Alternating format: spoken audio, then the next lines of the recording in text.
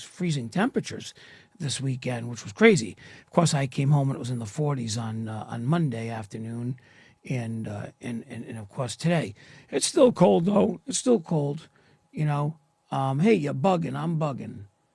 I'm bugging. Good evening. How you doing?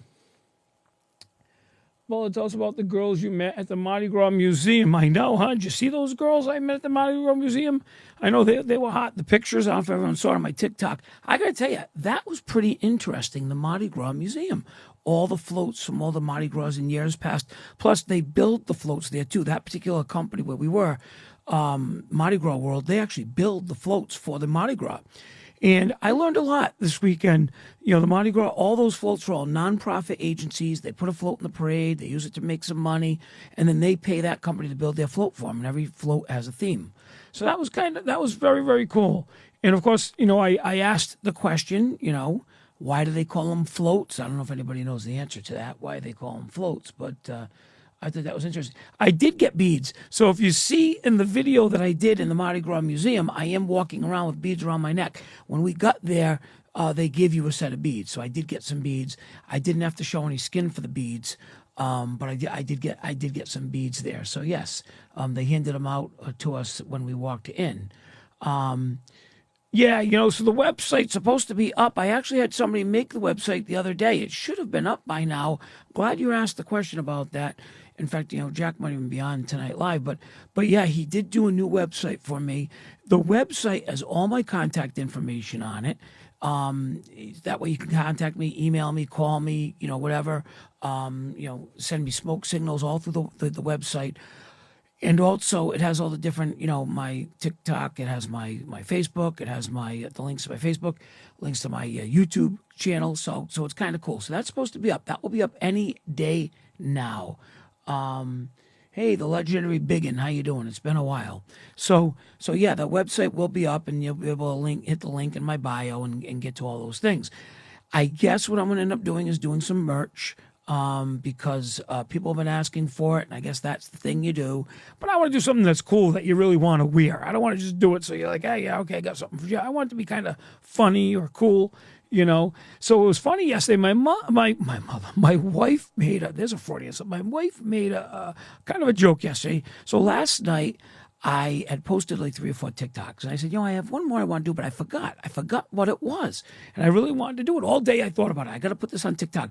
So my wife says to me, oh, you have TikTok block. And I thought that was kind of funny, TikTok block, because I couldn't think of what I was going to post. So I thought that was really funny. So anyway, yeah, I'll merch it up, you know, and like I said, we'll just put it on there and make it fun, you know. So anyway, so I thought that was funny, TikTok block. I mean, my wife did give this to me for Christmas. I think it's going to be backwards, the one here.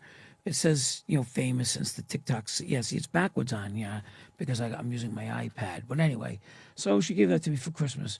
Are you ever scared of failing? So I have failed a few times, and I just deal with it. You know, I opened up a couple ice cream shops that didn't work out. You try them. It doesn't work. I close them. I save the equipment somewhere else. I take a chance. I really do. I take a chance. In 2010, when I was in foreclosure, I really felt like I failed. I really felt like I did. I was failing. I mean, I was in foreclosure. My house there was in foreclosure, and they actually had it up for auction. It was actually an auction date that my lawyer had to stop. And so that, you know, then of course, I felt like I was failing. You know, everything was happening to me, but I was able to negotiate with the banks, negotiate with everybody, work my way out of it, rebuild the business. And of course, you know, now I'm here today. But yeah, that's why I say Jeff never has job security, because I'm always worried about failing, not having that job security. That's a fact. I've always felt that way. I will always feel that way. I mean, everyone laughs at me. What are you talking about? But I always feel that way. It's tough, you know. Hey, Debbie, how you doing? Let's see. I've been bananaed is my merch idea. Oh, that's pretty good. Bananaed. But yeah, so that's something that I've always had, that, you know, job security thing. And that's why I joke and say myself, Jeff never had job security, because, you know, I worry about that. Now, it's highly likely that I will fail now, like with real estate. if I ever had an emergency, yeah, I just sell a piece of property and use that cash to cover an emergency. So it is a little harder for me now. But, for instance, I started Butler Waste. Butler Waste has been a challenge for a year and a half. It's been a real challenge. It's still not making money. It's very close to making money. And of course, now I just bought the building to move it to, so I'm spending more money on that business. But I'm confident that, it's just time. Those businesses take time. They're a slow burn, slow. I'm spoiled. The ice cream shop, you open up, people line up and buy ice cream cones. The audiovisual business, people, we have great clients, great customers. They book events, we do the events. We have happy customers. But Butler Waste is a whole different story. You have unhappy customers with trash. And so that's the one that's been the biggest challenge. Oh, you tested positive for COVID today, work in a nursing home here in Rhode Island, but you make it all better. Well, I got to tell you something. It's unfortunate that you tested positive for COVID. Hopefully you won't have any symptoms. You'll be, asymptomatic. That's really too bad. And you can be home. You can watch TikTok. You can kind of take it easy and relax. Last week or last 2 weeks, it's crazy. My office never had COVID go through it. Last year, all my construction crew did, one at a time, who had COVID. And that, when COVID was really bad. Now, last week, we had 3 people in my office have it. One had it, another had it, another had it. I'm vaccinated. So, I think that helped me not get it. Hey, Ireland is watching. That's cool. Ireland, across the water, across the ocean, Ireland. That's great watching me. I appreciate that. Where in Johnston is that building? Well, the building that I showed is not in Johnston. That's in Warwick. In fact, I got to tell you something. Funny story about Warwick. So I've kind of made it public knowledge. In Warwick, I don't get along much with the building inspector. We have a history. He goes back 10 years. He doesn't like me. It's too bad. For me, it's business. I have no problem with him, but he has a lot of problems with me. The reason I say that is because I found out that, well, I know for a fact because I had an inspection by one of his employees a couple weeks ago. I guess people in his office follow me on TikTok. So I don't post a lot of stuff about Warwick on TikTok, my properties in Warwick, because now I'm giving them ammunition. I'm giving them, they already search, they look and see what my properties I own, and they go visit them. But I'm not going to make it easy for them. So right now, I don't even show them what I'm doing in my properties in Warwick. That way I don't give them the ammunition. I let them have fun chasing me and, wasting their time and cities resources following me around and following my staff around. I think it's kind of funny that they're doing that. They're wasting all the city resources chasing me. But anyway, that being said, I have no problem showing my properties in any of the cities because I get along great with all the building inspectors in every other city around Warwick. I have a great relationship with them. I do the same thing when I buy a piece of property. I go and visit them, tell them what I bought, ask them if there's any issues with the property that I should know about. And, and I fix it and I go from there. So I do have a great relationship with all of the building inspectors around. At the same time, you know what? When you go visit them, you show them what you're doing, you ask them, hey, does this meet the code and this, that? And you know what? Most of the time they're reasonable. They tell you what you need to do, just do it and move on. But I don't have that relationship in Warwick, which is unfortunate. So, what is the favorite ice cream in your ice cream shop? So I like chocolate almond. Chocolate almond is my favorite. Growing up, peppermint stick was my favorite. I used to go to Friendly's Ice Cream and get peppermint stick. I loved it. Had the pieces of peppermint in it. I loved that ice cream. My favorite ice cream is chocolate almond, but 2 years ago, I brought in peppermint stick and I started selling it. And of course, when I go to the shop, I get 1 scoop of chocolate almond and 1 scoop of peppermint stick. So that's the story with that. Butler Waste is going to be going to the Cerritos salvage yard in Johnston. We're going to be moving our roll-off business there. And the only thing I'm doing in the building in Warwick is we're going to be repairing my own trucks in that building in Warwick, the one that I put on TikTok with the 2 big bays. That's just going to be our repair facility for our trucks. But I'm going to keep a minimal amount of equipment in Warwick because I do not want to pay Warwick any more taxes than I have to until I resolve my issues with the city. And that's why I also invite, next year's an election year, I invite anybody who's going to be running for office to contact me because I'm always looking for a good candidate to support. I'm sorry, what's your comment? Generic? I'm sorry, did I miss your comment? Right, mention it again. I'm sorry, Sarah. I didn't see it. Yeah, I missed your comment. I don't know what am I missing your comment. Let's go back. Make money. There ain't nothing like Orange Julius. Well, that's true. Do you remember they used to be at the mall? Orange Julius used to be at the Rhode Island Mall. I used to go there all the time. The closest one now is at the Providence Place Mall up on the third floor. I know my Orange Julius's.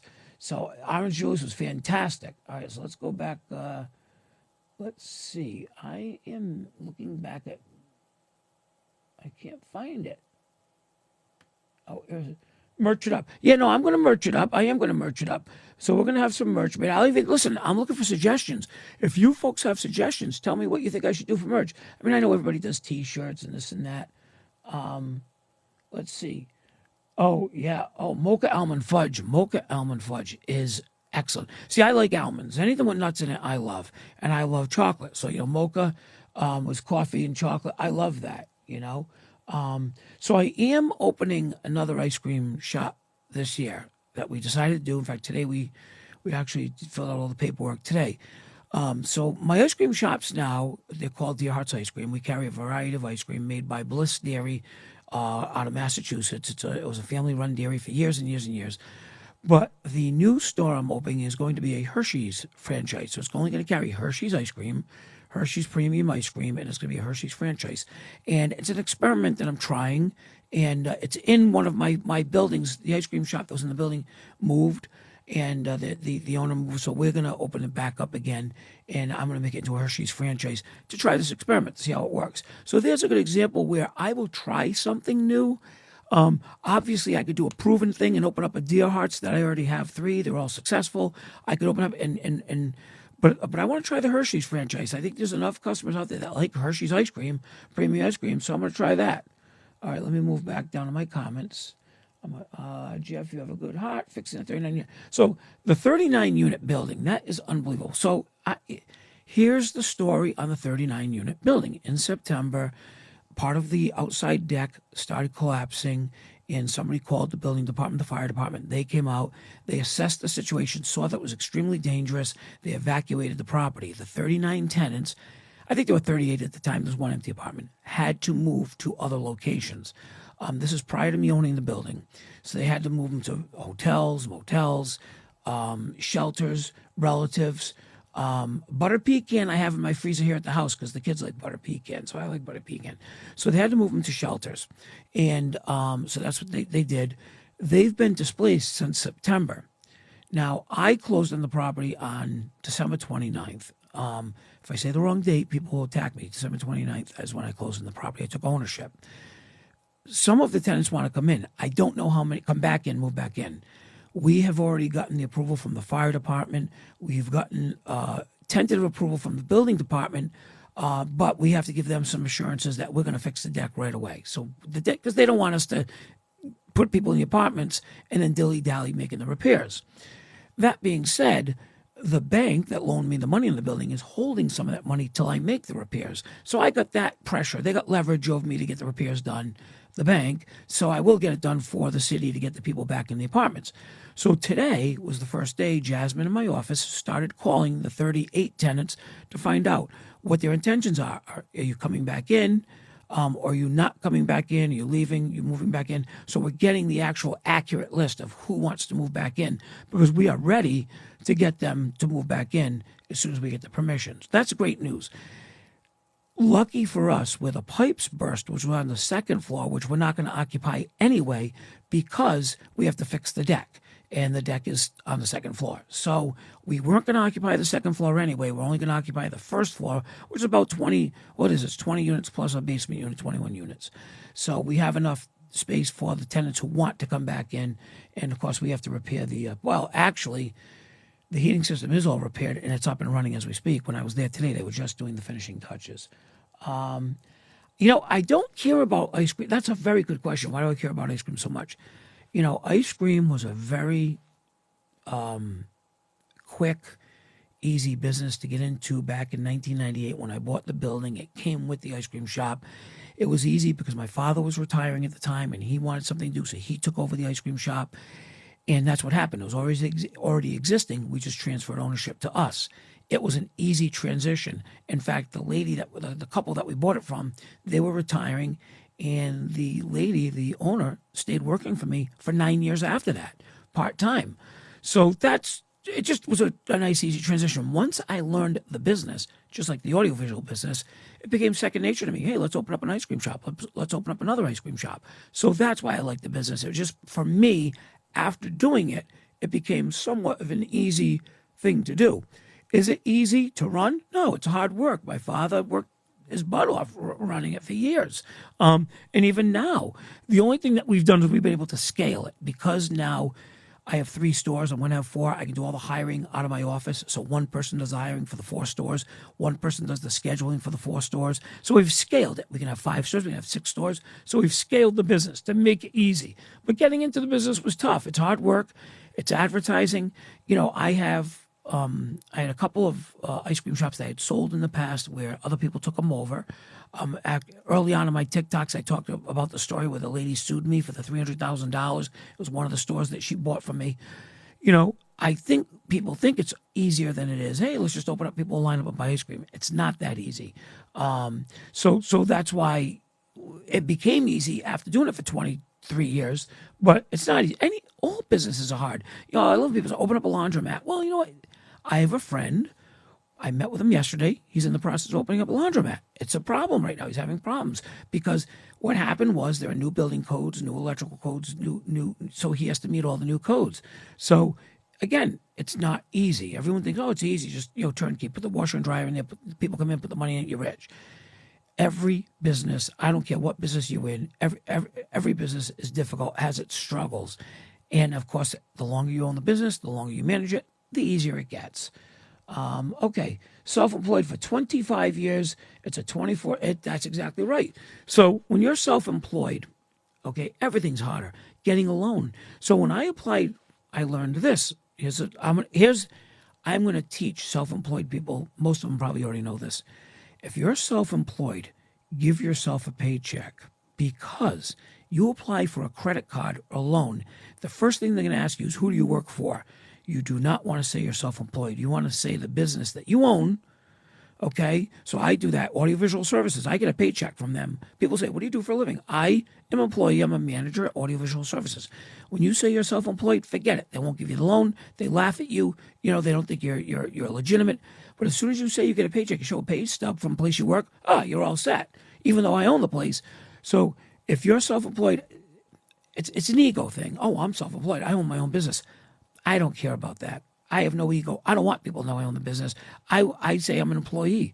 So that's important because, when you're self-employed, 24, this person 24/7, it is 24/7. When I started the audiovisual business, it was 24/7. I used to sleep. I still do. I sleep with my phone next to me in case there's an emergency, a problem. Back then, I was hoping that somebody would call me and rent a piece of equipment, a microphone, a speaker, a projector. So that's the story with that.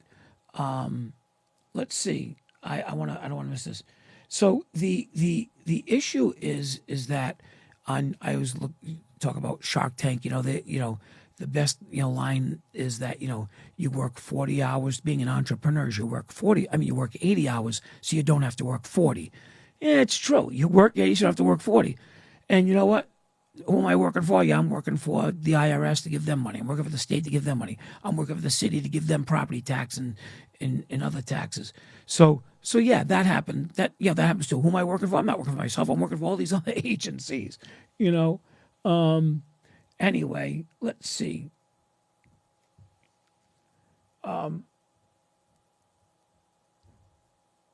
So the tenants, we tell them, if they're going on vacation, they need to leave their heat on 58 degrees. We had that problem last year with tenants go on vacation in the middle of January or February. They turn the heat off in their apartment thinking they're saving money. Well, meanwhile, all the pipes freeze. And so they're responsible for that if that happens. They have to have renter's insurance. We force them to have renter's insurance.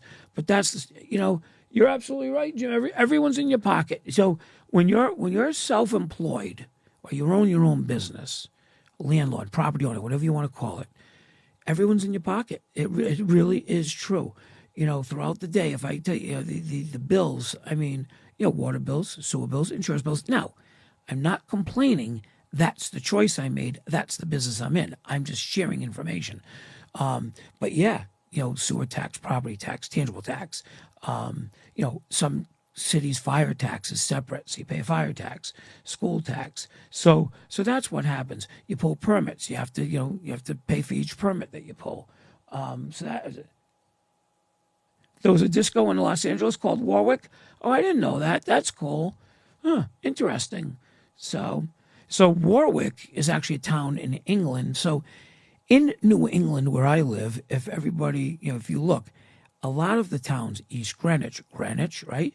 England, Warwick, England.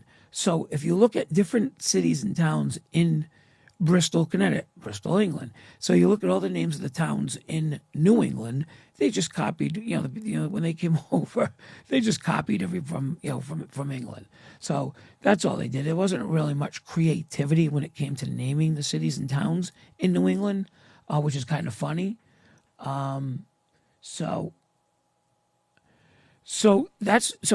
for my complex, I'm not paying for the temporary housing because I bought the property where the people were already displaced. So I don't have to pay for temporary housing because the place was already vacant. I'm actually working to get the people back in there as quick as possible. Now, because I require my tenants, every tenant, 330 odd tenants right now, I require them to have renter's insurance. If there was ever a catastrophe like what happened with that 39 unit, their renter's insurance would cover them to get housed while the repairs are made. That's why I require my tenants to have renter's insurance, so they're protected, because my insurance wouldn't cover that, their housing. My insurance only covers the repairs if the repair was something that was covered under insurance. So that's why. Do I have any properties in Woonsocket? Pawtucket. I do have properties in Pawtucket, not in Woonsocket. I do have properties in Pawtucket. I have 39 units, 30. Yeah, I have 37 residential and 2 commercial in Pawtucket. So yes, I do. So where does my passion come from? So you know what my passion comes from? Battling all these years. Battling. So we talk about everyone being in my pocket. It's not only everyone in my pocket. It's the constant struggle. Every day there's a new problem. Every day is a new problem. You try to do the right thing. So I always talk about intent. So I always feel that if somebody's intending to do the right thing, but a mistake is made, that's one thing. But if they're intending to do the wrong thing and they make it on purpose, well, they deserve everything that happens to them. But my staff and I intend to always try to do the right thing. And that's why my passion is built up by always fighting these people, the bullies that try to come after us when we made a mistake and they try to kick a person while they're down. So that's why I use the city of Warwick as an example. I'm very passionate about my disagreement with them because my intent is always to do the right thing. Was there a mistake made maybe in the past 10 years? I'm sure. I've made a lot of mistakes. But the secret is to correct the mistake and move forward. And so that's the story with that. Hey, from Plainfield, Connecticut, how you doing?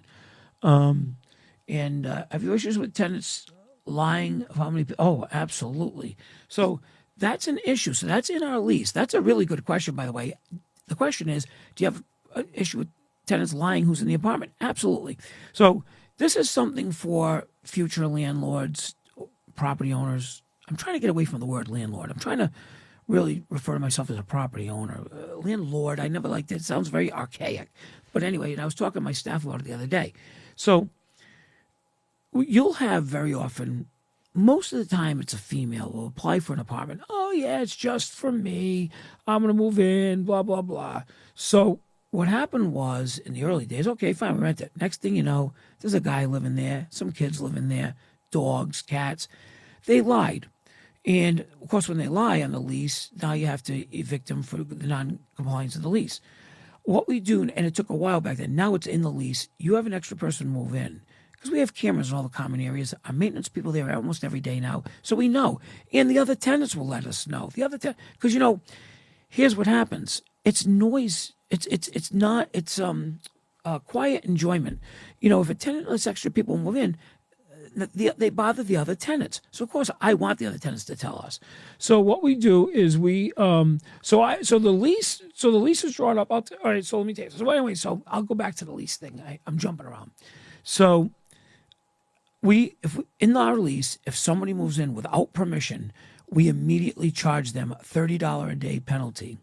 And that is to cover the cost of the heat, electricity, wear and tear, noise, all the aggravation that comes along with it, garbage, trash, everything. But here's the caveat. If they call us, hey, Jeff or Andrew or Jasmine, Lisa, Tim, our property managers, how you doing? My boyfriend would like to move in with me. How much extra would it be a month for my boyfriend to move in? Usually, we'll charge $100. $100 covers the trash removal, the water usage, the heat, the hot water. So $100 is a reasonable amount to charge. Obviously, what's that? $3.25 a day for the boyfriend to move in. But the cheapskates rather lie, pretend he's not there. But here's my argument. The boyfriend can't scrape up $100 to move in. Now, here's why they lie. Because we have to do background checks on everybody.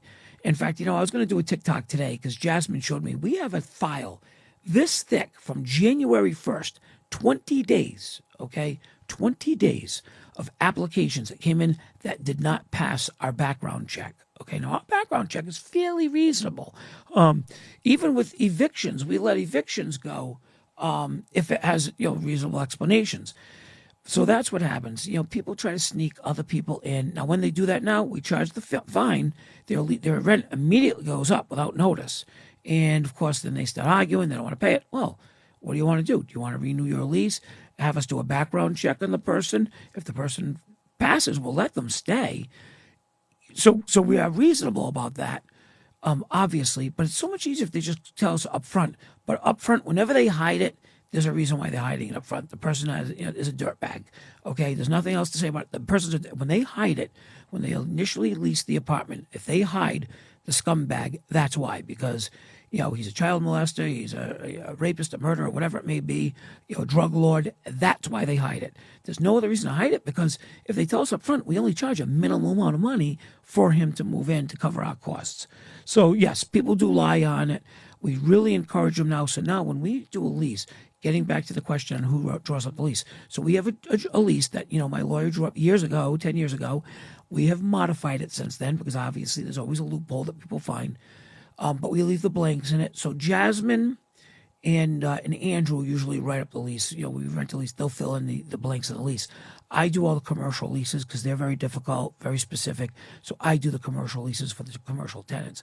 I used to do all the residential leases. I just don't have time. So that's how it. So in the office, they do the lease. But yeah, people lie. And that's why I'm telling landlords, you got to keep an eye on your properties. And you tell the other tenants, look, what we do is this. When we get a new tenant, we'll tell the other tenants, hey, we just rented the apartment. It's for a single mother with 2 kids. You know what? If there's a problem, you let us know. And all of a sudden you find out a guy moved in, 2 other kids, dogs, cats, whatever. So that's the problem. But yeah, that definitely happens. That's a great question. All right, so to fix the deck, in normal situations, we are estimating 90 straight days. 90 days, 3 months. The problem is we're in the middle of winter, so that's going to delay us. There's certain days you have a snowstorm. They are working today. They work today. They worked every day. Ike, who's my foreman on that job, he works in the middle of winter outside. He does not mind.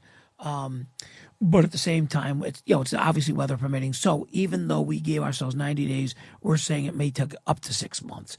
But we're hoping that we'll move a lot quicker on that. The engineer and the architect are going there tomorrow because we had to remove all the concrete from the top of the deck, the surface of the deck, which I showed that today on TikTok. We removed all the concrete because they have to expose where the steel is affixed to the building so the engineer and architect can see how it's attached or how it's not attached and draw up the plans for us to reattach it and rebuild the deck.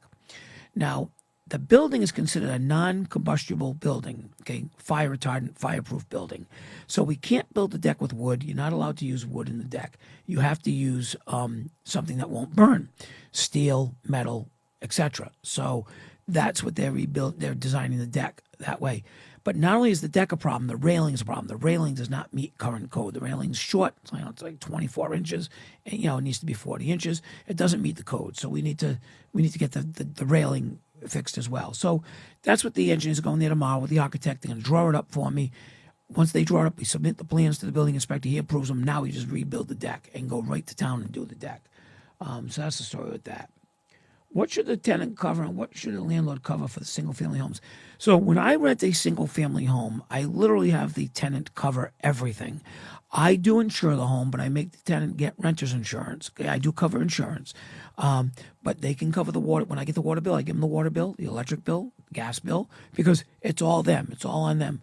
I even have them take care of the shoveling. I give them they can take care of doing the lawn maintenance. I'll have my people do it if they want. I just charge them for it. So on a single family home, the tenant takes care of everything. They treat the home as it's their own, and they take care of everything on the single family home. So let's see. Yeah, you're working on a business plan. You would like to talk to me. I have no problem with that. I love answering questions, and that's why. Yeah, we're in Rhode Island. You're in Rhode, Make Money in Rhode Island.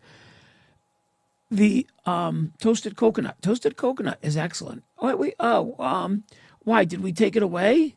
Bring back toasted coconut at Dayhart's. Why did we take that away? I love when people give me a request because I didn't know that we took toasted coconut, but I will definitely look at the menu and see if we took toasted coconut away. So what happened with the ice cream business? Let's go back to that real quick, since that person made a comment about bringing something back.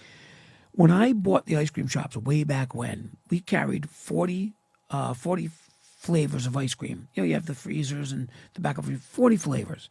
A lot of them are the same, ice cream, it's similar types of ice cream. So but over the years, we just slowly added, because then it became no sugar added. Then there was, lactose, people for lactose tolerance. And you had, that ice cream.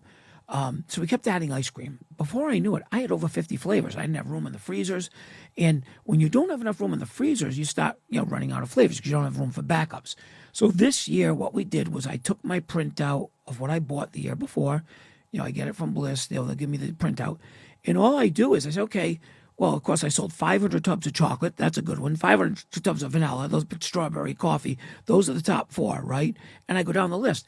If I only sold like a number, 52 flavors, number 52, only sold 8 tubs in the summer, obviously that might be one we have to make room. We would eliminate it. But what happened was, sure enough, we did eliminate it. We went back down to 45 flavors. And then, of course, we had complaints because the people... You have loyal customers to their flavor ice cream. So we did stop bringing them back. Before you know it, you're back up to 50 again anyway. So, but that's why I was really happy to see somebody ask about the ice cream. Alligator bites. Yeah, we had the alligator bites the other day at the restaurant at the hotel. Excellent. Yeah, we're talking about West Shore Road, Bobby. My ice cream shop is on West Shore Road in Warwick. That's the one that is actually open to, so that's the store I keep open year round now. It's open today. If somebody wants ice cream, they can go today in 10-degree weather and get ice cream. Last winter, we closed 2 days because we had 2 major snowstorms. And when the governor shuts the state, obviously, we shut the business. But, yeah, we kept open all year last year. Some days it doesn't make money. I mean, I think yesterday it started like $40. So, of course, we're paying the payroll. But it's not about that. It's about the advertising, the convenience, the consistency, the marketing. Just to know that we're open. If somebody does have a craving for ice cream and they want to go get ice cream, go for a ride, you're sick of being in the house at night. You can sit in your car with the heat on and eat ice cream. So that's what we do, because it's a takeout store. You can't sit in the store and have ice cream. So that's the story with that. But anyway, so, hey, how you doing in Oregon? I just saw that. So Make Money, I need a vacation. Well, I just had a 3-day vacation in New Orleans, which it was a vacation, but I was on the phone a lot with the problems going on here. But I got to tell you something. Andrew does a great job covering for me when I'm away. He does a really, really good job. Let's see. Any crazy eviction stories? Not yet, but we're going to be having some. So that's the funny thing. So I've been on TikTok almost a year now. So during that year, I've only evicted 2 people, but of course they were crazy eviction stories. And people ask me, what happened? So it's amazing how it seems like more. I know. I do have some coming up, but as soon as we close on that property in Johnston, I cannot wait. That's any day now. Any day now, you guys are going to be seeing some really good videos, and I can't wait. And I'm going to I already talked to my audiovisual staff. We're going to have multiple cameras there. I got a whole camera crew. So even though I do it, I got my studio here at the house where I do editing and stuff. I got a whole camera crew that I'm going to have there. And we're going to do multiple cameras. It's going to be great. It's going to be just like a TV show. And I'm excited about it. I absolutely admit that I am being petty and very petty about that one and excited about it. So we do have openings. So I always say call the office. We have empty apartments. You have a two-bedroom voucher. We have two-bedroom apartments empty. And so what's happening is we have a waiting list for apartments in certain areas because some people want to live only in Warwick, they want to live only in Cranston, they want to live only in Coventry. But we have apartments open. Like for instance, I know today we were painting a two-bedroom apartment in Coventry, so I know we have a nice. That's one of my new properties I just bought. So that's the story with that. Oh, what grounds to fail a background check? So we don't do credit checks. I've talked about this before. I will never do a credit check on a prospective tenant because not everyone, but most people have bad credit. I've had bad credit most of my life. Why? Self-employed. Every time I buy something, my credit score drops. Every time I buy something, my credit score drops. It comes back up again in a couple of months, but it drops. So it fluctuates, So I don't do credit checks. We do background checks. So multiple evictions is grounds for us not renting to you. Obviously, if you had one eviction a couple of years ago and there's an explanation, divorce, a breakup, loss of job, that's a legitimate excuse, and we can check on it. If that's the case, we will allow that. Multiple evictions are a problem. Domestic violence issues, definitely not, because obviously we don't want you bothering the neighbors. Breaking and entering, multiple charges, that type of thing we won't tolerate. But if somebody served a jail sentence 10 years ago and they haven't had a problem, absolutely, we have no problem with that. They did their time, But if somebody had something 6 months ago, 2 months ago, yeah, it's a deal breaker. And that's what happened. I couldn't believe that file, 2 inches thick, of all these people that would not pass. It's crazy. So let me see here if I'm missing something here. Let's see. Oh, the Mick 007 is from Rhode Island. All right, good. And I didn't see that, so that's cool. So here's the story with the deck with the concrete flooring. It is very heavy. So, and if you look at a lot of hotels, a lot of apartment complexes, that's how they make them. They build these steel decks with steel frames. Of course, steel is strong. Think about a big hotel you're in. That's all steel frame. And what's the floors made of? All of concrete. That's how they build. So the deck is steel frame, and then they put flat metal corrugated panels in, steel panels, and they pour the concrete. It's a thin layer of concrete that they pour to create the deck. And that's how they build them. I don't particularly like it. It's very commercial, but what we're going to do is we're going to rebuild it. We're going to use a real nice decorative railing. We're going to paint it black. The railing will be nice Rhode Island black, and we're going to make it really nice. We're painting the building. The building's that ugly color. We're going to paint the building. We put the new lighting on the building.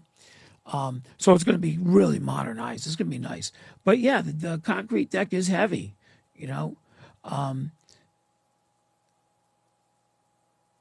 So what process left to bring so the first floor tenant. So here's what happened. We have the approval from the fire department. We have the approval from the building department. They have to, and they're walking around. Actually, I think they're going tomorrow to do their final walkthrough to say, hey, yeah, you can move the tenants back in. So that's what happened. So we met with the mayor last week. We don't want to force any issues. We want to make sure everybody's on board. The last thing I want to do is have, I'm not trying to jam anything down anyone's throat. We want to have everybody as a team say, yeah, the place is safe, or this part of the place is safe. Let's move these people back in. These people have been displaced since September, so that's another thing too. They want to get back in there, but whether they want to get back in there or not, it has to be safe, has to be good. So like I said, we already did the lighting last week. The place is lit up beautifully at night. We did that last week, but now what we want to do is want to make sure that everybody signs off on it. But pretty much, I think after tomorrow, we should be ready to have them all move back in. I want to see, let's see. So that's the story with that. What is the process to complete? Oh yeah, I already talked about that. So about the building. Who's paying the rent now that you own the building? Nobody. So that's a very good question. I have no rent coming in right now. That's a problem. 39 units. I have a mortgage due in 3 weeks. So I have to pay that mortgage. That's why it's in my best interest to get those tenants in right away. Now, prior to me owning the building, and that's a good question, prior to the previous owner, filed an insurance claim when the deck collapsed. And we believe, I can't, 100%, but I do believe that the insurance company paid the previous owner. It's called loss of rent. So I have that coverage. So if I have a problem with one of my buildings and the tenants have to move out, I have loss of rent coverage where the insurance company will pay me the loss of rent, the loss of income. So I believe they will cover. So we do accept Section 8. I accept Section 8 in all my properties. I don't. I do not discriminate. I have no problem with Section 8 people. They get vetted just like everybody else. They apply. We check them out. As long as they pass the background check, Section 8 tenants are absolutely welcome in any of my buildings, and they have to follow the same rules as all my other tenants. Section 8 is no problem at all. If they have a voucher, they could bring the voucher in. We go through the inspections. We deal with Section 8 in every single town that I own a property in. So it would be demolish the house on your current office lot and building a new expanding. So it wouldn't be worth it only because the house brings in income. I rent the house since I moved. That brings in income. My office building is a 10,000 square foot warehouse, which is full. So the problem is with the pandemic, office space is not really a valuable commodity right now to rent. There are so many empty office buildings. So if I was to build a bigger building with bigger offices, I wouldn't be able to rent them out because people work from home now. For me, the other building, we're still using the first floor or part of the first floor for my construction equipment. Those offices are empty up there in my old building. They've been empty since we moved out. And it's funny because I hadn't been there so long. I thought they were all destroyed. I mean, it's dirty up there. We have to clean it. But we have 7 offices up there that in the conference room with the kitchen. And what we're going to do is we're going to move some employees over there. Now, what that does is this. It separates my businesses. That particular building will go back to being just the audiovisual business.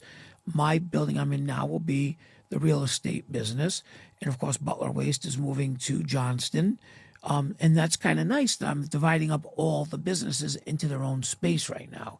So that's why it wouldn't be worth it to expand where I'm at. And at the same time, because of new building codes, I wouldn't be able to build a bigger building on my lot because it's not big enough for the parking.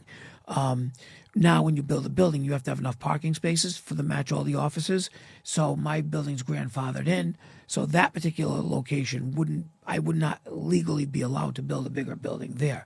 So it's nicer anyway to divide everybody up, give everybody more space to move around. Our office, I go there now.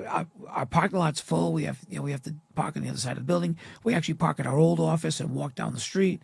So I think everyone's happy about it. Everyone's happy that they're going to get all this spacious space now to move around, which is kind of nice. No. So the nursing home is not. We started cleaning out the nursing home because we're getting ready. We're hoping that will move forward quick. So it's not a catch-all. We're not storing much stuff there at all. Renter's insurance. So renter's insurance average is about $150 a year. It's cheap. It's like $10 a month, $12 a month for renter's insurance, depending on where you buy it from and how much insurance you want. But I know just from my tenants getting it recently, $140, $150 a year, it's worth the $10 or $12 a month for renter's insurance. There's no question in my mind you should have renter's insurance. Even if you're a tenant now, get renter's insurance. If the tenant upstairs breaks a pipe and your stuff, your personal belongings get flooded or ruined, your insurance will cover it. So I advocate, I don't make any money off of renter's insurance. I just think it's a great security blanket for tenants. It really is. Some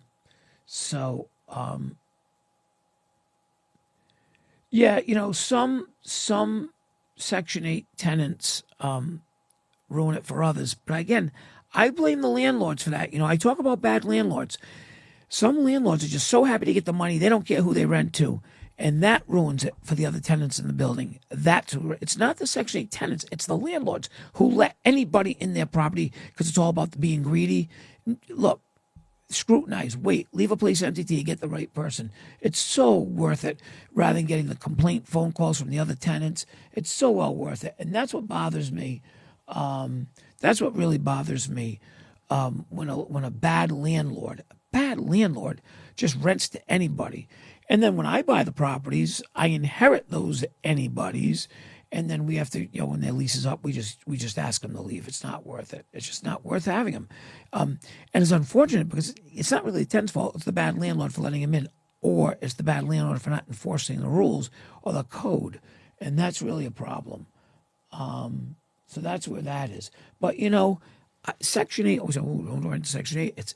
Look, I have some great Section 8 tenants, and I have some asshole regular tenants. So, I mean, it's not about, where the money comes from. It's the person. It's the being. You got some Section 8 tenants who legitimately are on Section 8, who needed the help, who needed the assistance, or starting over, or whatever their circumstance is, and they're trying their hardest, and they're good people. And then you also have some people that are just riding the wave and taking whatever they can, and they don't care about anything. They take, and those are the ones you don't want. That's all.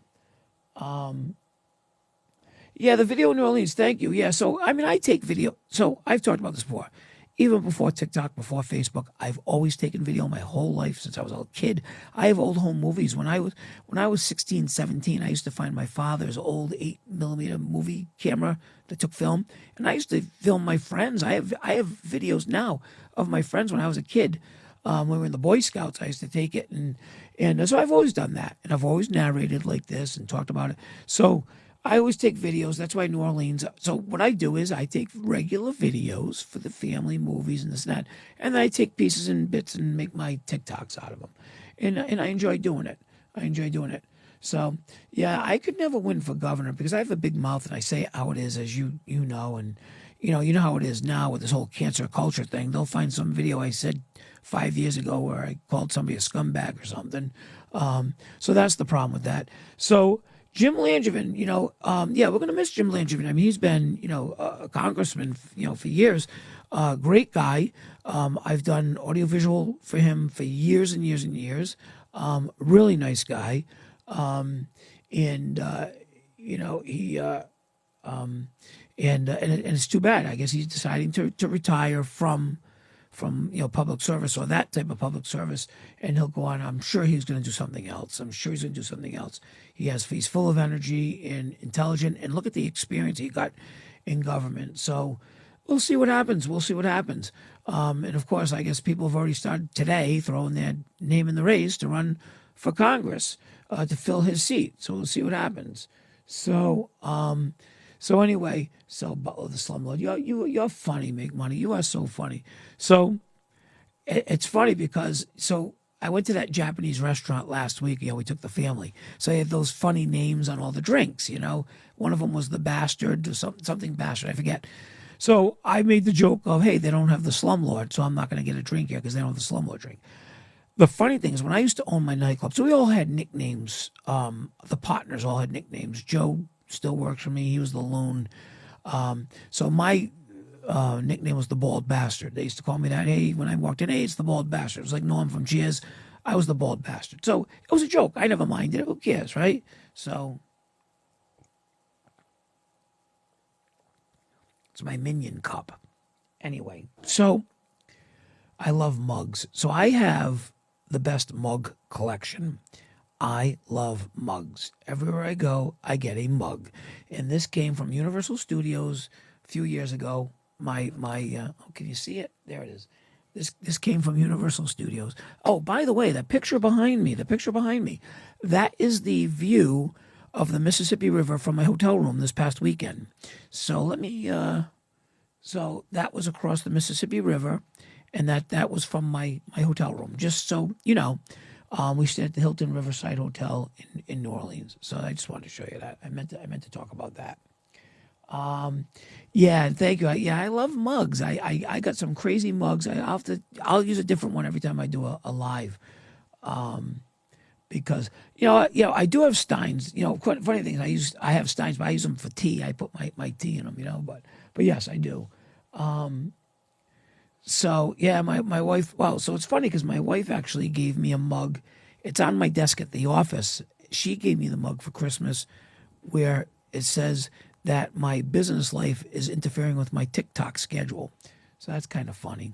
I hear somebody coming. Hello. How you doing? Good. How are you? Good. What's going on? Nothing. I haven't seen you in a while. Lisa's coming to visit. You want to come and be on my live? All right. So this is Lisa. Everybody, you've seen her in my videos. You have to get in. There. Hi. That's Lisa. Everyone's met Lisa before. In fact, I've tagged you on some. I know Emily's with Lisa. I'm doing my live. There's Emily. Everyone saw Emily from New Orleans this weekend. Lisa took care of our house while we were gone. I know. Lisa took care of the You had house. a good house to take You were. You took care of the house very well. Yep. Yep. Right. You guys didn't use the studio. So- Bye. Bye. Thanks for visiting. So anyway, yeah, Lisa watched our house while we were away this weekend. And of course, everybody knows who Lisa is. Lisa took care of the kids during COVID when they had no school. She was doing her distance learning from college, and she came. I hired her, and she came to the house and worked with the kids during the whole COVID thing last year. But anyway, yes, I paid her. So Lisa also worked at my office this past summer, helping answering the phones in the office and stuff. So Lisa's been a great help in addition all around. And she goes to college in Boston. So she was distance learning last year. So it was convenient for her to distance learn here at the house. When she went back to school this year, then it worked. She went back there. So anyway, so that's the story with that. Let's see where I.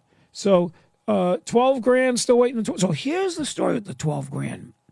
We're working on getting it back from the state, from rent relief, which I'm going to get it. That then allows me not to chase the jerk, which the I guess, like I told you, the FBI, they're already chasing him. So he, we served him that time. So he's been served now. The reason why that's important is because he has a court date. He's not going to show up. Once he doesn't show up, the judge issues a bench warrant, which everybody knows what that means. They don't chase him. They're not going to chase him. He's going to drive around. Someday he'll get stopped for speeding something. They'll grab him then, and that's when they'll bring him, throw him in jail, at least for one night or day, till he faces the judge about the money. So that's the story with that. They don't have debtor's jail, but what they do is they have jail if you don't show up to court. So that's the story with that. So I'll get my money back there. But what's happening is, oh yeah, the red Powerade. Yeah, no, actually, you know what I have in it now? I'm actually drinking regular black tea tonight, hot tea. That's all I'm drinking tonight. But I do like the red Powerade. You're right. I love the red Powerade. And hey, you know what they got in New Orleans? I know I've talked about this a bunch of times. They have the red cream soda. Is it Bart's? It's unbelievable. It's made. Coca-Cola owns Bart's. It's not up here, unfortunately. It's not up here. My wife actually bought it and had it shipped for me for Christmas. But it's really bad for me because they don't have sugar-free, and I have diabetes. So when I drink it, forget it. My numbers spike. So it's really bad for me, but it's really good. Let's see. No, I have not closed on the property with the family members. So what happened with that was this. I think I told you we had to wait for a court date for a judge to sign off on everything. That's what we're waiting for. Any day now. It's just a matter of waiting for the court date. Everything's slow with COVID. Everything is slow. Even today, I had to set up a meeting, a whole other issue, with Rhode Island DEM. Ooh, evil word. We have a meeting with them. And, I'd like to have the meeting tomorrow, but they're so busy. Everyone's so busy. People working from home. We're not going to have the meeting until next week. So now I have to wait till next week for the meeting. So that's what happens. Everything's delayed. So that's what happened with the Johnston thing. It's just delayed. As it gets delayed, does it aggravate me? Let's talk about aggravation. It aggravates me that these people are still in their houses living there for free. Absolutely. Absolutely. That's probably the biggest aggravation of the whole thing for me, is they're still living in their houses for free. Every day is another day. They got a free day. But the clock is ticking, and as soon as I own it, they will be out. And that's when, they're going to have the rude awakening. And that's where we're at right now. All right, when I buy property, do you keep the same rent? Let me see. The tenant was paying, or do you know? So, yes, so when I buy a property, whether if they're on a yearly lease and there's a few months left on the lease, I have to honor that anyway. When I buy a property through a conventional means, if I just buy somebody's house normally and there's a lease in place, I have to honor it anyway till the lease is up. If they're a month-to-month tenant, then no, I could theoretically buy it today, raise the rent tomorrow. I don't normally do that. I usually buy it, hold it for at least 2 months, get to know the tenants, look at what the expenses are of the property, if there are any surprises, then I can decide whether I'm going to raise the rent or not. Now, if I buy a property at an auction, then all bets are off. I can evict the people right away, or I can raise their rent right away. I've never done that. I've bought multifamilies at the auction. I treat it the same way. If they're paying rent, what happens is this. A lot of people take advantage of people that are down and out. So, for instance, that house I bought a couple weeks ago in the short sale that I bought to help my friend out, I've talked about this, It was to help him out. He was going to lose it. I'm not stealing it from him. I'm buying it. I'm going to work with him. I'm going to manage it. Whatever profit will go to him because we have to stay within the law. But it's my house. I own it. He's going to manage it for me. The thing is that there were a couple tenants there because it was in foreclosure who said, yeah, you know what? Why should I pay my rent? It's in foreclosure. And they stopped paying their rent. Well, guess what? Now that I own it, they can go. And if they want to start paying their rent to me now, nope. Sorry. Too little, too late. I don't go for that. They could have paid the previous. That's why the previous landlord might have gone into foreclosure because they didn't pay their rent. So that's the story with that. I don't really change rents until I really know the tenants and I know what the expenses are. In this particular case, I know the history of the building. I know the history of the tenants. A couple of tenants. I'm not paying my rent because I don't have to. That's a problem.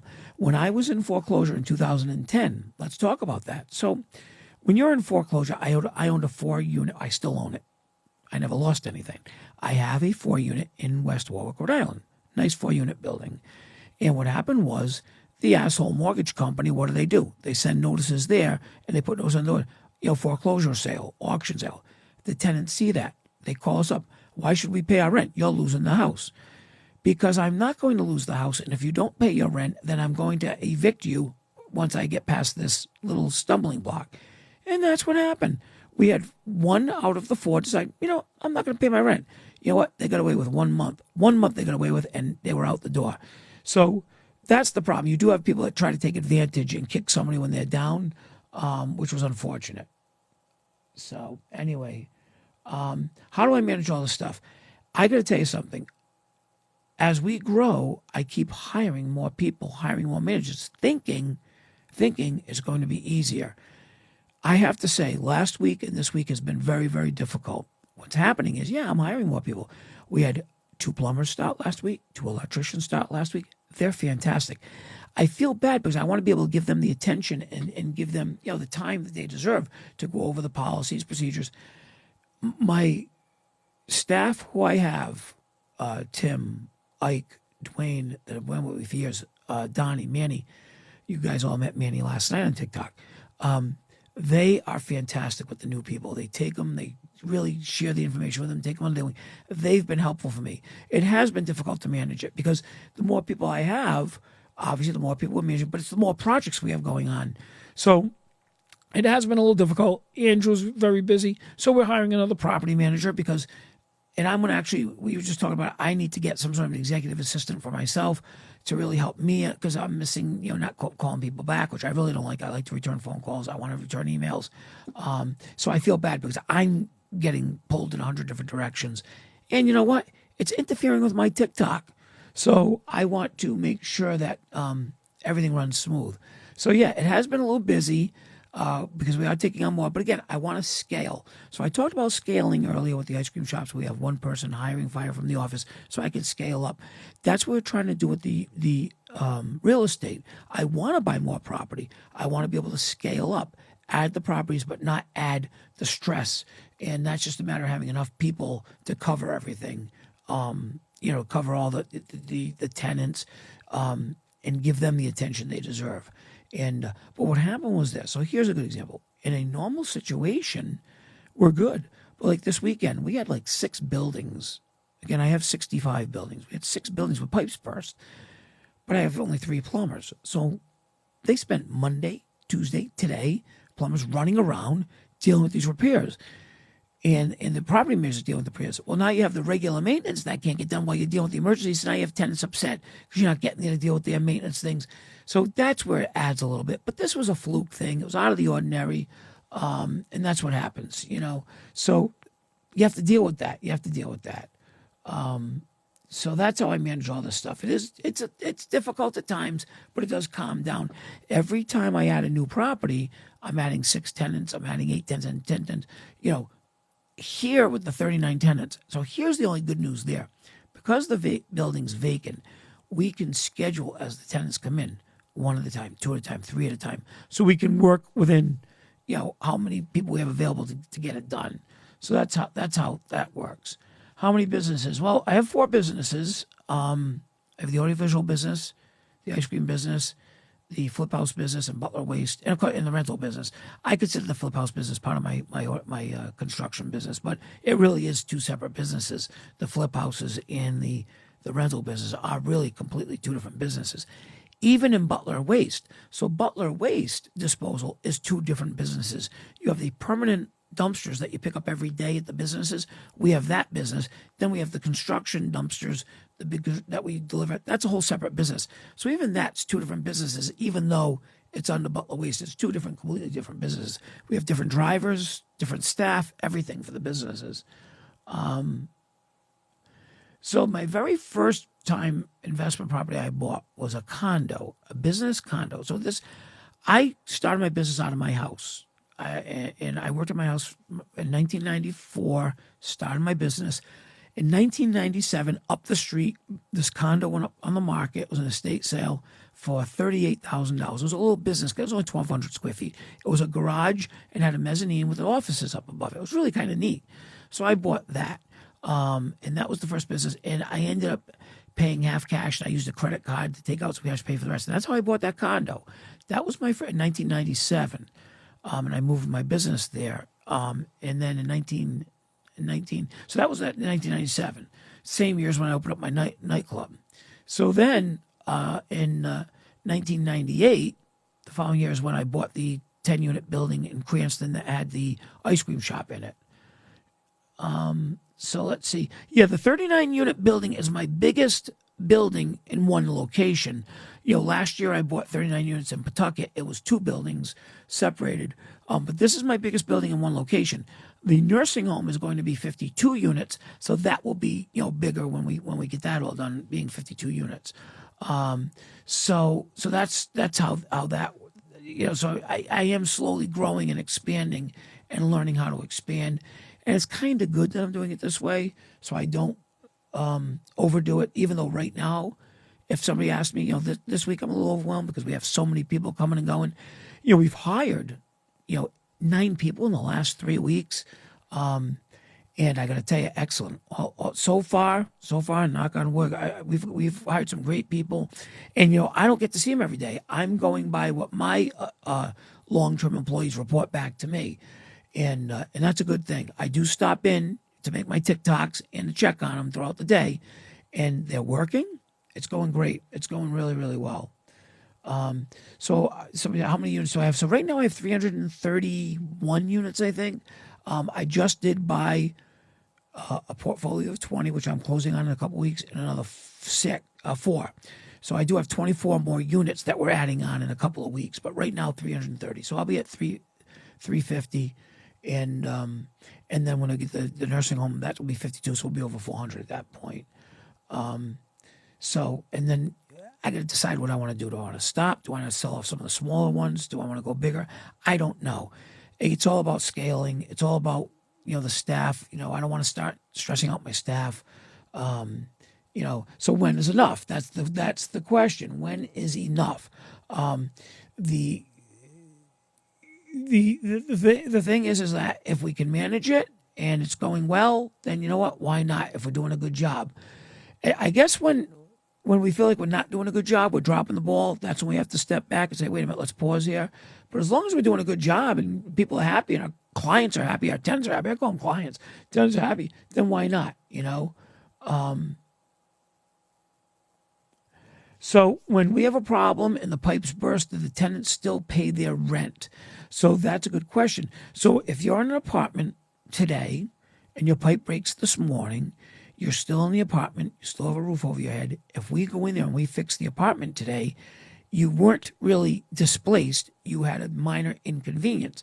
So just like I live in my house right now, if my heat breaks today, I'm still in my house. I have a minor inconvenience. That being said, they would pay their rent. If for some reason that it's not livable and they have to move somewhere else, then obviously we have to look at giving them some sort of a discount on their rent or covering when they move. We have to look at the situation, what caused the problem. But lucky for me, we've never had to deal with that. The only problem I've had is when we had the lightning strike the building back in 2011. We had lightning struck one of my buildings. Yes, it did. Hit 2 chimneys, blew up the electrical system. Those 4 tenants could not stay in that building. I was lucky though. I had 4 empty apartments close by. I was able to move them. They literally moved to other apartments. So again, did they pay their rent? Yeah, I provided them with housing. They were not displaced. They still had housing.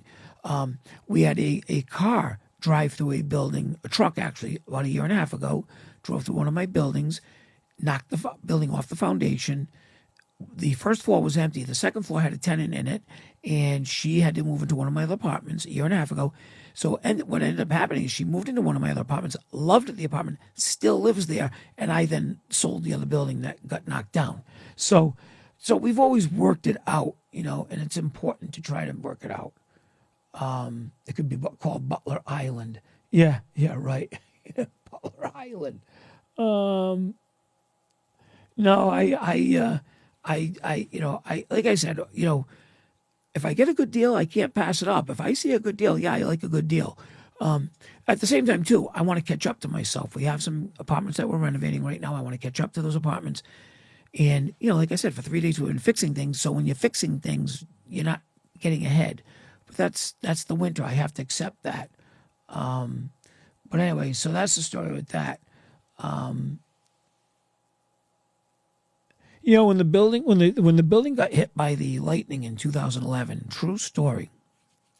Lightning hit the building, exploded the chimneys. The chimneys exploded, damaged all the houses around because the big bricks were hitting houses around. So there's a good example. People say, okay, who covers the houses around? Do I cover? No, their homeowners insurance covered their houses, or supposed to anyway. My homeowners insurance covers my building. Do you know the insurance company fought me on that? They fought me because they can. Okay, it was an act of God. They ended up paying me. But, insurance companies always say no the first time. Then you fight them, and then they give in. It's almost like they think, okay, I thought I'd ask if you would cover it, but since you're not going to cover it, I'll pay the $100,000 to fix it. But thanks anyway.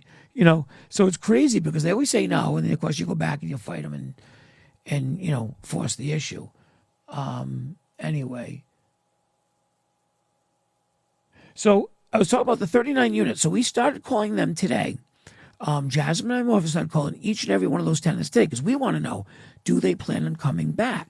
I was in the basement today. I put the video on TikTok. I was in the basement today and I saw all these storage units full of stuff. So I'm thinking, because they all have storage units there. So I'm thinking to myself, well, wait a minute now. Are these 39 people, do they plan on coming back or not? So that's what I did. Today, Jasmine reached out to, I think she only reached 20 of them out of 39 because people are at work, they didn't return calls, whatever. I'm sure tomorrow and Friday she'll get more information. But anyway, that's the question. The question is, who's coming back? Who wants to come back? And we want to start scheduling that. And if they don't want to come back, we want to get into their apartments, clean them out, and get them ready to re-rent to new tenants. Yeah, I don't like insurance companies. I have a real problem with insurance companies. Because they always fight you. Always fight you. So that's a problem. I want to see. There was a couple of comments that I wanted to talk about today. I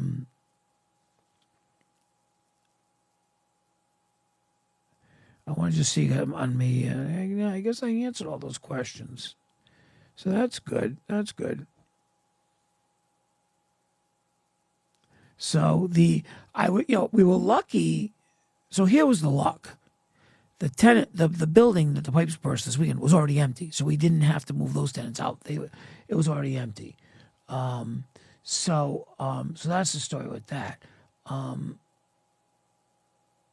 So yeah, there's a good example. So you see the video. Somebody said they saw the video with all the clutter. So I hate clutter. If anybody's seen my TikToks, I hate clutter. I always build storage units for the tenants, and I tell them they can store the stuff in those units. If it doesn't fit in the unit, get rid of it or go rent the unit somewhere else. I hate clutter. I don't like anything in the hallways. I like everything nice and neat. Well, not only that, it's also fire code. It's a safety issue. You don't want to be tripping over stuff trying to get out if there's an emergency. But anyway, that was what prompted me to contact all the tenants today, because the mess down in the basement, I said, Jasmine, we got to find out if these people are not coming back. Let's get our maintenance crew down there. Let's get that basement cleaned out. We have dumpsters there. Now is the time while the building is empty, clean out the basement. So that's why we started calling them today. So by the end of the week, yeah, go Patriots. You make me laugh. So by the end of the week, we will know who's coming in, who's returning, how many are returning, and then next week we're going to start cleaning out that basement. Might as well cleaned out now while the place is empty. I prefer residential properties.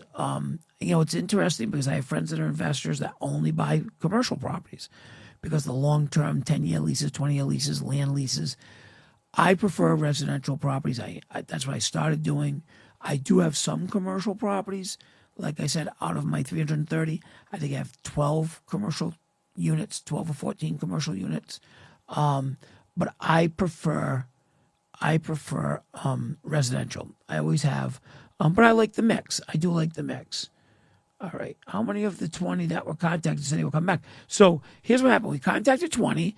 10 she didn't hear back from. She left the messages. 3 out of the other 10 said they're coming back. So that so far we have 3 that said they're coming back out of those 10. Now, any of them that want to come back, they're welcome to come back. But the ones that don't want to come back, they're welcome not to come back. The reason being is I want to go through the apartments. I really want to renovate them, fix them up, modernize them, put new heating in.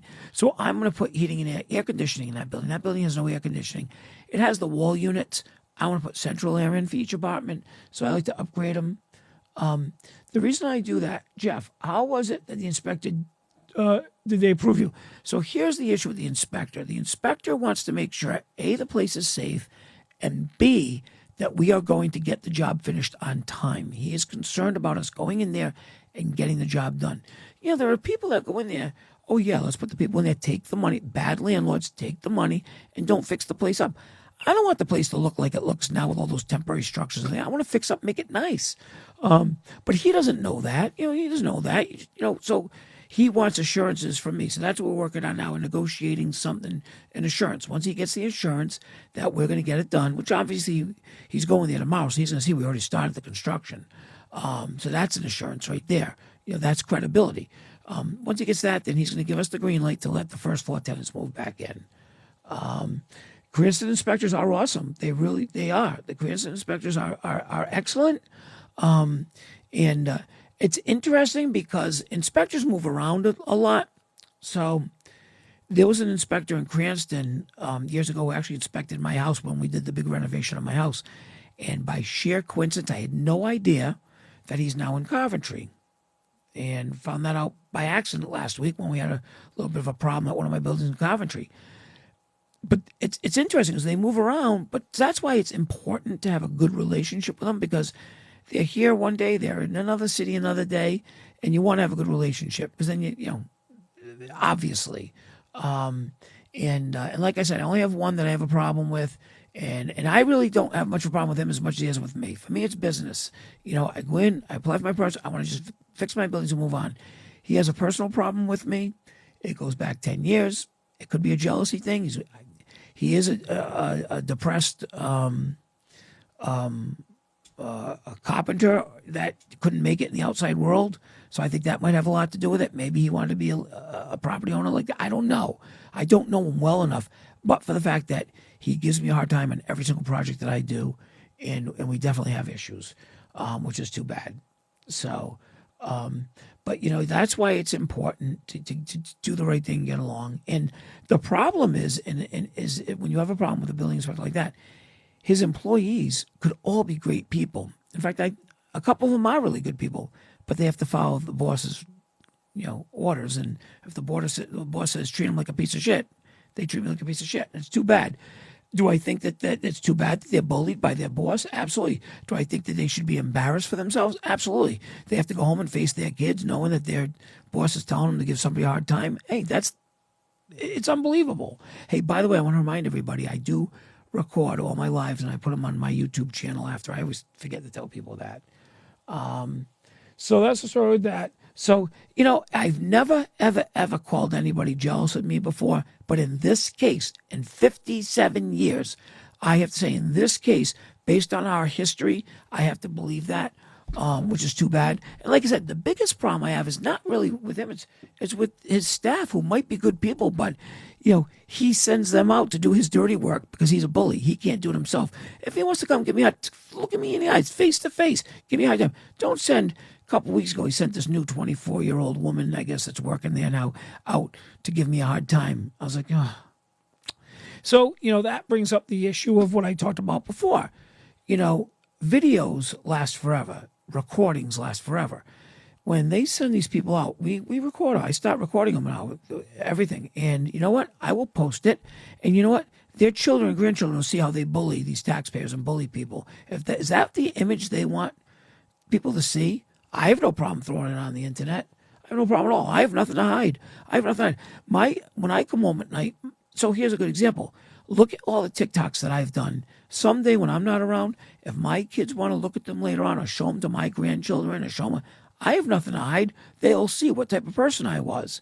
Okay, I'm proud of it. I stick up for myself. I stand up to bullies. And that's my point. Are these people going to be proud of showing their children, grandchildren, videos of them bullying, people are just trying to do the right thing? So that's why, I go off on a tangent, but that's my story with that.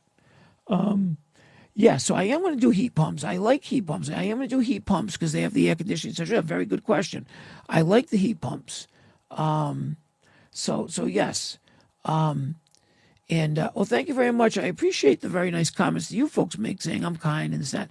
I really just try to be honest, okay? Because some people may not call me kind, some people may not consider me kind, but I just try to be straightforward, share the information, say it how it is, and that's what I'm saying. I tell people how it is. I want to get along with everybody. My intent is to get along. I tell my staff, our intent is to get along, to do the right thing. If we are told that we're not doing the right thing, let's figure it out, go from there. And that's all we can do. That's all we can do. Is it better to buy and hold it up? So single family houses, I buy them, I fix them, I flip them as quick as I can. I try to sell the single family houses as quick as I can, to make money. The ones I hold are the ones that I get a really good deal on, multis that I get a really good deal on, and I'll keep those and hold them for a while. But I do have some duplexes now that I was talking to Andrew about maybe selling. Now they're 2-family, 3-family duplex and three families that I may be ready to sell now, and to buy something bigger. But as far as the single families, I buy them, I fix them, and flip them, and sell them, and take the cash, and use that money to buy something else. That's what I do with that. So, the real estate's worked out good for me. I put all my money back into the real estate. Sometimes I go a little overboard, like I said, besides having, a lot of people right now and getting stretched, of course, I put my money back in, so it makes the money tight. I've seen some TikToks talking about increasing rent, therefore increasing resale value. Is that true? So it is true. So obviously, if you're an investor and you have a multifamily, if I'm looking at a piece of property right now, in my case, I buy distressed properties. Usually the properties I buy, the rent is low because the property is distressed. It needs work. It needs a renovation. It has problems. So those are the ones I look for. But yeah, here's a good example. There's a piece of property for sale in Coventry, Rhode Island right now. They're asking $140,000 per unit because the rents are high. But still, that's way too much asking for $140,000 a unit for a property. So I happened to notice it the other day. The rents are way, way too high. But the reason why they're asking so much is because they're collecting high rent. I much rather buy a property that needs work, that they're paying less rent. I can fix up and raise the rent in a reasonable amount. So that's how I do that. But yeah, what happens is that's why you'll see people asking more for their property because they're getting more profit. The rent, profit. When you're buying a property, it's buying a business. So if the business is making a lot of money, then yeah, they have a right to ask a lot of money for it. So that does happen. But yeah, so, people increase the rent, therefore increasing the resale value. It's just like when you have an appraisal. So if I have a piece of property appraised and I want to refinance it, when they appraise it, they will look and see how much money it's bringing in. That's a cost analysis appraisal. So they'll see that, hey, it's bringing a lot of profit. So it's a little bit more valuable than a property that's bringing in less profit. I only built one property in Smithfield, a 2-unit. It got knocked down. I bought it. I built it from scratch. Only one. I don't do new construction. So that's what's interesting too. So I have a friend of mine who goes to the auctions, and he bought a lot more houses at the auction. He used to buy houses at the auction. He still does, but not many. He actually buys land and builds houses. He actually got comfortable with that. So that's what's interesting. When you find your niche, so he buys land and builds houses. He's doing very well with it. I like to buy distressed houses, fix them up, and flip them. And that's what I feel comfortable doing. So, of course, there are people that buy residential and there are people that buy commercial. So once you find your niche, the problem is I try not to stretch myself thin. So I don't want to go and start building because that's not something that I do. So for me, it would be more of a learning curve, take some time. That's not what I do. So, if you start investing, I would say pick one area, be successful in that area, and then if you want to branch out, fine. So so that's why I don't. I've bought property where I've split off the land and sold the land for somebody to build, but I won't build. It's not in my. It's not my forte. So the frozen pipes, are they covered under insurance? So we will find out. The cause of the frozen pipes is a cause, insurable cause. What happened was the door to the apartment, I guess it has a deadbolt on it, and the doorknob wasn't working, so it appeared to be locked and closed, and the wind, when they had the windstorm, blew the door open in this particular apartment, and the heating pipe was right there, and it looks like it must have froze from the cold air blowing on it.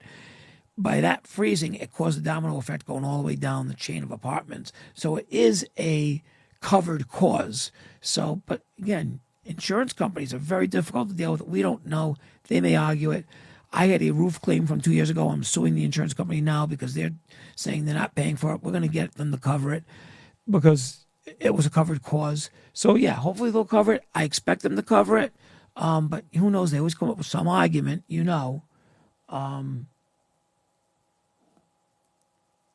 Listen, we're going to need concrete work when we put all the deck back.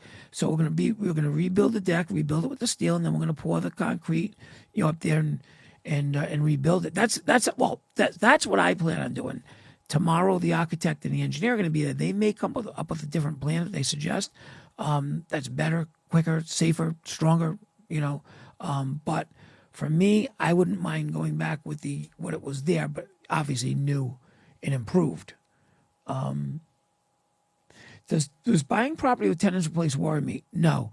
So, I buy property with tenants in there all the time. What happens is they're either going to pay their rent and be good tenants or not, and they go out the door. The only one time in my life that it really, really screwed me was the one tenant who I bought the property. He's the one who was there for 12 months, didn't pay rent because of COVID, because of the moratorium, didn't have to pay rent, and then he got the $12,000 check and he booted. That's the only time I ever got screwed that way. Now, that being said, and I didn't, the one thing that we talk about insurance, the other day we talked about even trying to file an insurance claim on that. Who knows? Because I was defrauded out of the $12,000. I have insurance to cover that. But at the same time, if the state's going to give it to me, it's easier. Give me the check, move on. And I put that aside and I keep moving on, buying my property and doing what I do. So the good question, what is the bill? I will let you know what the bill is. I will tell you this. So far, it's expensive.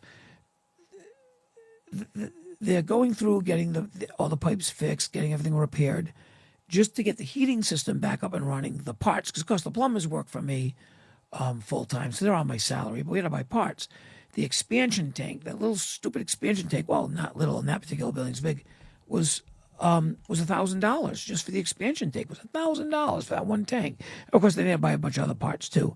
So I don't have the complete bill yet because, of course, the cleanup, the dehumidifiers, the fans, the shop vacs, the labor that was in there for the last 3 days, that bill is going to be high.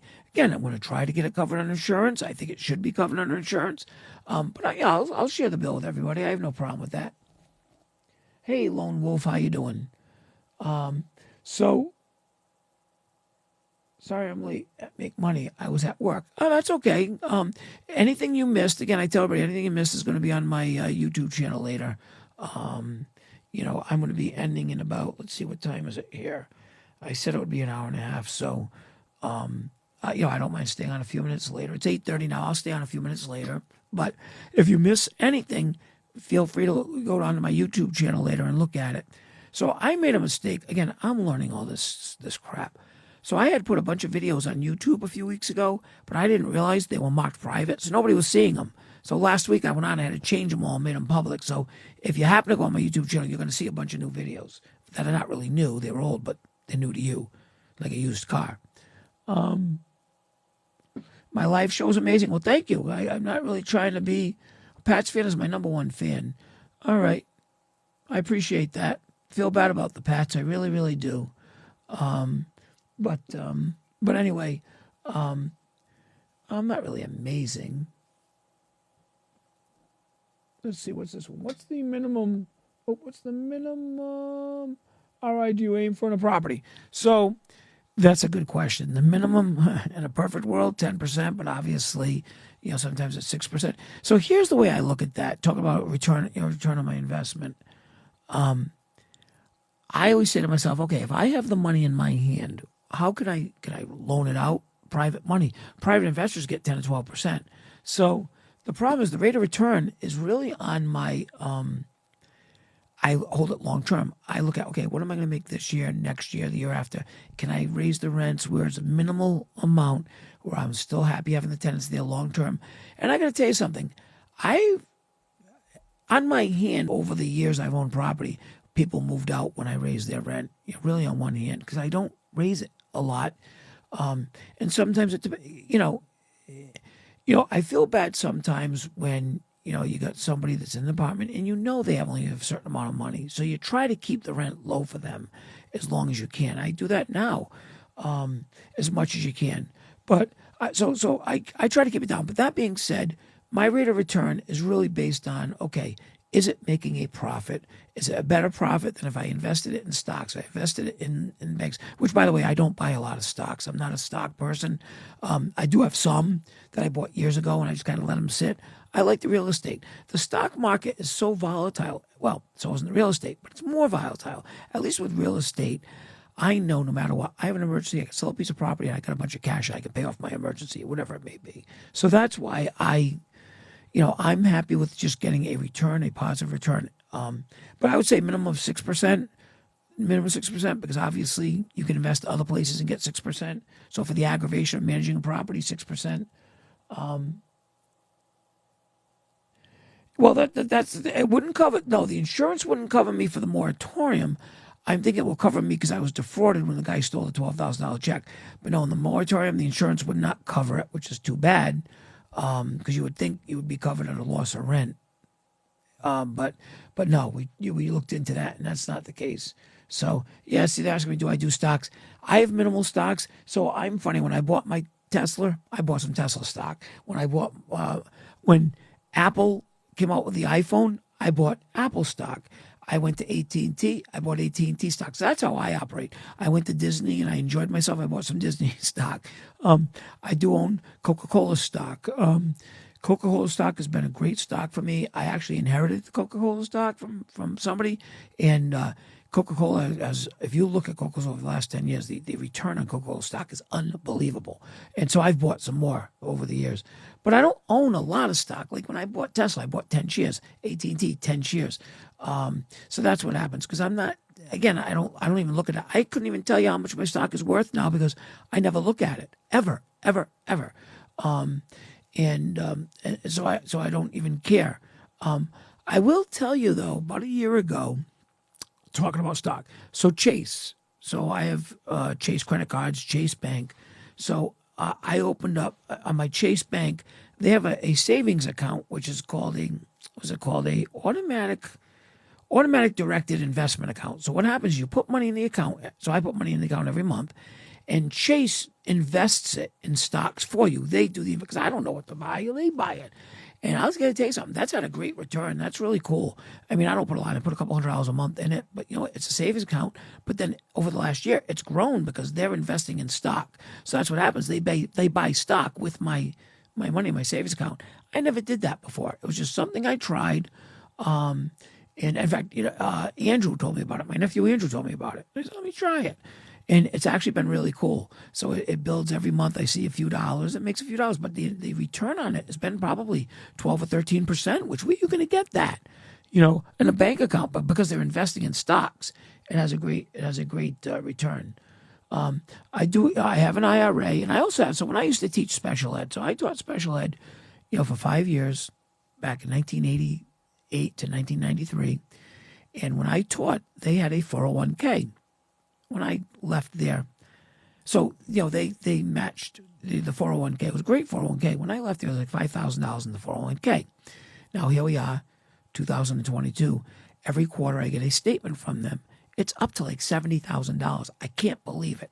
I can't believe it. So that's kind of cool because that was from 5 years of teaching way back when I stopped teaching, started my business, had no, you know, so again, no retirement except my property. My property is my retirement, and I have that 401k that I had earned way back when I was teaching. So that was really cool.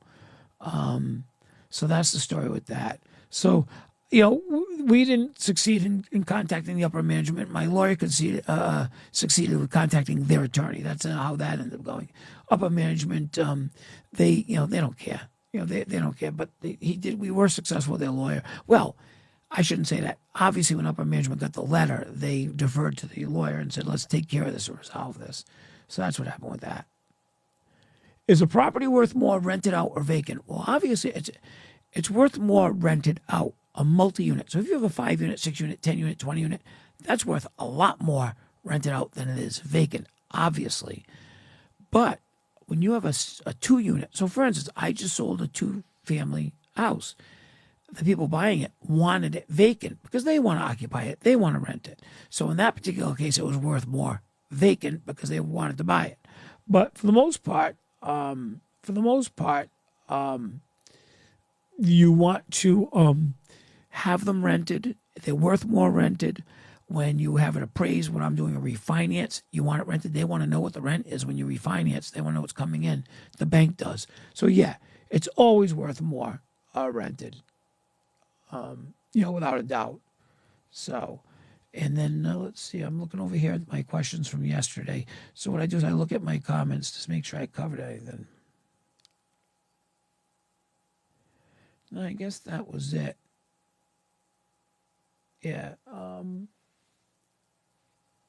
Yeah, a lot of the same questions I just answered, which is really, really cool. Oh, so the new salons. I don't know. I think they're doing eyebrows because they have these other rooms they're setting up. Somebody's asking me what they're going to do at the new salon. So I think they're doing, you know, hair, eyebrows, some other things too, makeup. How long do you have to rent before you can refi? How long do you rent before you refi? So for me, you know, if I buy a property, I try to refi right away. I buy properties cash. I either use investors or my own money in a sense. So I try, because I'm tying up my own cash or I'm actually paying high interest to an investor, I try to refinance right away with a regular conventional bank. I don't want to waste my money or time. So I try to do it right away. So that's the story with that. I don't really have a platform to use to portfolio my properties. In fact, that is a problem because what happened was, you know, I didn't really keep track. I just bought property. I have a software program I use to collect the rent, but I really never had a program to keep track of all the properties, the values, and all that stuff. And I just did the major loan to buy that property in Cranston, and that's what we actually had to put together my portfolio. And I realized, oh, that's what we have now. That's what our holdings are. And now we actually are organized. But I never really had a portfolio, and that was part of my problem from being unorganized. I just started out small and kept, you know, buying and buying and buying and buying. And that's what happened. I find investors. So I talked about this before. So a couple of places I found my investors, 3 different places. One was I found one on Craigslist once. My corporate attorney, he's good. But, you know, they're really good to know if they have other, if they know of investors. A real estate agent sometimes know of private money investors. I've had real estate agents refer me, and bankers. Some bankers, will also know of a private investor as well. So there's different ways you can find private investors. You can Google it. I've never had any luck with these national private investors online. I've never used one in all my years. Never used one. My private investors are all local. They're all people that I found either, like I said, Craigslist, through my lawyer, through a real estate agent, through a bank. That's how I found them. And it's just a matter of talking to people. So talk to the lawyer. If you have a good corporate attorney, you want a real estate attorney. They're the ones who's going to know about the private investors. Real estate attorneys will always know of private investors. Let's see. When I evict somebody, how long does it take to get somebody in the apartment? That's quick. We do a quick turnaround. When they move out, we get right in that apartment. I send the team right in there, clean it right up, paint it right up, revitalize it, and we rent it right away because we usually have a waiting list. So a couple weeks. We get the apartment rented in a couple weeks. We've never had an empty apartment after we evict somebody that long. I mean, unless it's completely destroyed or they were in the apartment so long that it takes longer to clean it up. But no, we rent them right away. There's no issues there. My investors only take interest. They don't take any equity. They take interest. Now, I've had investors come to me and say, "Hey, I have a piece of property. I'll partner on it with you. You renovate it. I'll put up the money, and we'll split the profit." I've had that happen before, but no. When I borrow money, it's interest only, and I own the property. Yeah, you like my cup? Yeah, it's my Minion cup. I got that at Universal Studios. Let me show it to you again. It's my Minion cup. See, I'm having tea. So anyway, so I there are a lot of investors too, a lot of property owners that use investors and they partner and they set up, they set up syndicates, they set up groups of investors to buy the properties. I don't do that. I buy everything on my own. I own all my own property. And I do that because, that way I can pick and choose what I want to do. If I want to sell it, I want to fix it. I don't want to fix it. How much I want to invest in it, how much I want to fix it. So that's why I do that. How much is too much people in an apartment? Well, so that's a really good question. So let's think about that. If you have a 2-bedroom apartment, what is that, a couple with maybe 2 children, if they're 2 boys or 2 girls, or is it a couple with 1 child? So that's 3 people, 4 people the max, a 3-bedroom apartment. So, that's the problem. The problem is, I bought a building, a 3-bedroom building I bought a couple years ago. There were 9 people in the apartment up on the 3rd floor. Oh, noisy, loud, crazy. So that's the problem. It's all based on the noise. It's based on the water usage, the heat, hot water. So for me, I try to say, look, a 2-bedroom apartment should be 3 people at the max, a husband, wife, and a kid. And you try to keep it that way. You want to, because again, you don't want to, but again, it depends on the size of the apartment. A 1-bedroom apartment would be 2 people. 3 people living in a 1-bedroom apartment is a problem. 3-bedroom apartment could be 3 people, 3 single people, 3 adults. So it's it's a common sense thing. I grew up in my home. All right, so growing up, we grew up with a 3-bedroom house. And my parents had a bedroom, and then the boys shared bedrooms. So we added a little addition on, and then my parents had a bedroom, and there were 5 boys. So my oldest brother had his own room, and then I shared a room with my brother, and the other 2 brothers shared a room. So, you got to be reasonable about it. Get some Butler mugs for your TikTok. I guess I could do that, right? Some never had job security mugs or something like that. I could do that. So when I used to DJ way back when I was a teenager, I used records, right? 45 records in 12-inch discs, right? I DJ'd with vinyl. So I had mugs made, really nice mugs, and they had they had a record on it. It had my phone number and the name of my company on it. And that was cool. Those mugs, I still have a couple of those mugs around. So that's kind of neat. And then they were big mugs. I like big mugs. So I still have a couple of the old mugs around. Is there a way to massage you? From there, I don't know. Obviously, virtual. That's funny. Did my 6-unit waterfront building clean out their belongings in the basement? So They did, and then we have to get over now. We have to build the storage units for the tenants. We just haven't had a chance because we're stretched so thin with all these other projects that came aboard. So, like for instance, the salon, that was a last minute thing that happened at the end of December. I have a crew of 4 people working there now to get it ready to get that tenant in there. So those 4 people were taken off of another project. This week, we had the water pipes. I got 3 plumbers that would take it off a project. So that's what happens. But yes, we did clean out the basement. Very good question. Now we're ready to start building the storage units. So let's see. Hey, William. Let's see. Your apartment parking level. What do you do when somebody parks? Oh, that's so funny. So, we try to have assigned parking spaces. Well, let me start off by saying when I first bought property, I didn't have assigned parking spaces. We always had enough parking for the tenants. But it's funny, when you don't have assigned parking spaces, some tenants adopt a spot and they just assume it's their spot and that's my spot and I park in it every day. So I used to get phone calls from tenants. Hey, somebody parked in my spot. Which spot is your spot? They're not marked. Oh, I take the second spot. Well, how do I know that? So I tell them, too bad, pick another spot. So that used to happen. So then I thought, okay, a solution to that problem was let's assign spots. We'll number all the spots for the apartments, right? Well, the problem with that is now when somebody does park in somebody's spot, they'll call us up. Somebody's in our spot. I'll tell you a funny story about that. There is a funny story.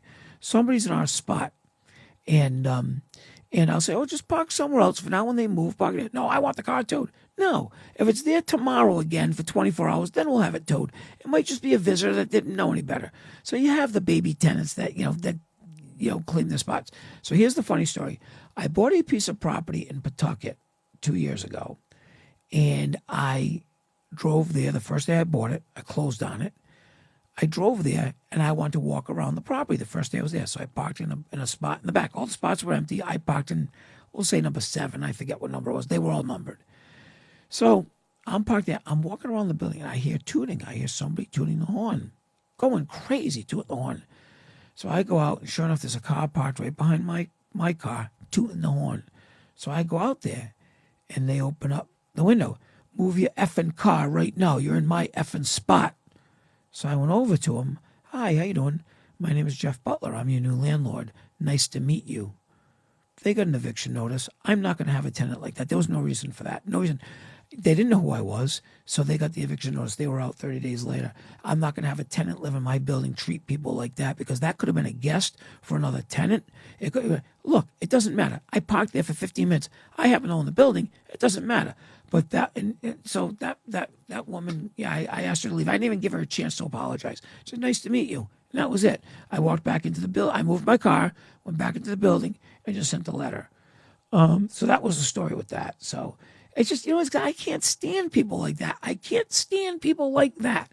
And that was the, and again, she looked at me like she would have been a problem. She would have been a problem. So that's the story with that. But, I parking is a big issue for me. I really try to get enough parking for the tenants. The 39-unit building is a good example. Right now, there are 39 parking spaces for the 39-unit building. There are no guest spots. There are no extra spots whatsoever. There is room, though, after walking around the property and measuring, there is room where I can put in at least 5 more spots, and I'm going to do that. We're going to rework the front entrance, and I can get 5 more spots in there without taking any of the greenery, and that's what I'll do. Yeah, I know. I had to go in punishment. Some punishment, But it's just crazy because but that is a true story that lady did that to me that day. Stood there and she just hammered that horn the whole time till I came out, and I was not going to, Do you have designated parking spots for disabled guests? So what happens is for disabled guests, so in apartment buildings, you're not required to have that, obviously, because it's not a retail space. But we do, if we have somebody that comes in handicapped and they get them, we'll adjust parking to make it more convenient for them to get near the property, get near the building. So that's what we'll do. So we adjust it. But I try to have a parking space for every single tenant. It's important. Here's a good example, another story. The very first building I bought, the 10-unit building in Cranston, it didn't have any parking. The building is 50 feet by 50 feet square and has a 10-foot radius around the whole outside of the building. The front is a sidewalk on Broad Street. There was no parking for that building whatsoever. No parking whatsoever. The owner of the building did have an agreement with the people that owned the house back there that if it snowed, they could park in their lot, and it worked out a little bit. But so I had 5 tenants upstairs that needed to park their cars, so they would park in the street. But if there's a snow ban, they can't park in the street. They had to move somewhere. And the next door neighbor who owned the property next door, he wanted to buy my building. So he had a big parking lot. So I asked him, can I rent some parking spaces from you? No, but you can, but I'll buy your building. So he was not about to work with me at all. So it was stressful for 3 or 4 years where I had this building, but I had no parking for my tenants, only during a snow ban. Then I got lucky. I got so lucky. A duplex house went up for auction right across the street. And I went to the auction. I bought it at the auction. The reason why I got lucky is it's a huge lot, 17,000 square foot lot. It gave me enough room to pave and put in 10 parking spaces for my tenant for that building. Took away the stress. And ever since then, I always try to buy property that have enough parking. Parking to me is an issue. Now, obviously, if you're in downtown New York or Boston, people, that's their problem to find parking. I get it. But where I am in Warwick City, in the cities, people want to be able to park their cars. They want to be, and even if you have, hey Sarah, what's why? Oh no, well I said hi to Sarah earlier. I said hi to her earlier. Yeah, Sarah from California is back. Yeah, she's been make money. She's been on all night. Sarah's been on all night. But anyway, so I have properties where they park in the street. The problem with that is I find that they're not long-term tenants. They want to have a nice, safe place to park their car. So that's what the story is there. What do you have when you have a guest in an apartment, and they're not a guest? They end up living there. So I talked about this earlier before. It's in the lease. They're not allowed to do that. If we find out they're living there, they get charged a $30 a day fine until they sign a new lease, till we vet that person, till they go through the background check, and they're allowed to live there. The tenant pays a $30 a day lease. Their rent immediately goes up $30 a day, and they also get a violation notice. And we ask them to leave unless they want to sign a new lease and pay for that person to be there. I can't stand when they do that because they can come to us and say, "Hey, can my friend move in and live here?" And we'll say, "Yeah, it's $100 a month or whatever. It's a small amount of money for that extra person living there." So let's use $1,000 as a round number. So you have a tenant living in an apartment for $1,000. Maybe it gets a little tight for them. They can't afford the $1,000. So they want somebody to move in with them to help them out. Well, you just can't have the person move in and split it 500 because I just lost money. I'm paying extra costs. But if they say to me, "Jeff, can they move in?" and I say it's $100, fine. Now it's 1,100 divided by 2. It's $550 each. That's reasonable. That's where I ask for tenants to be reasonable, and we will be reasonable with them. Let's see. Well, so what's happening with the middle is that actually there's not a lot of too much. The middle of the building is nice as that courtyard with the trees and the grass. That's actually a nice feature. It needs to be groomed. It has not been maintained. That property has not been maintained at all. It needs to be maintained. So did I hear what happened? No, what happened? What make money? What happened? Did I hear what happened? You always see a black Tesla riding around. It could be me. So my license plate is pretty unique. It's Tesla. Tesla X, actually. I have a model Tesla X. So that's what my license plate is. It was the first Tesla X in Rhode Island, so I was able to get that license plate. Yes, so there used to be a pool in the middle. Oh, so funny. So there used to be a pool in the middle of that apartment complex, right? They took the pool out 30 years ago. So that was built as a motel back in the 60s. Over 30 years ago, they took the pool out. Let's see, 1982 it was gone because I had a friend who lived there, and I used to go visit him. So the pool was gone in 1982. The reason why it's funny is, today when I was in the basement, the pool filter, everything is still in the basement, all hooked up. The pool's gone, but they never removed. That's what I'm talking about. Bad landlords not maintaining the property. So I talked to the plumber and say, "Hey, well, yeah, take that all, pull it all. Let's get it out of there. Less is more."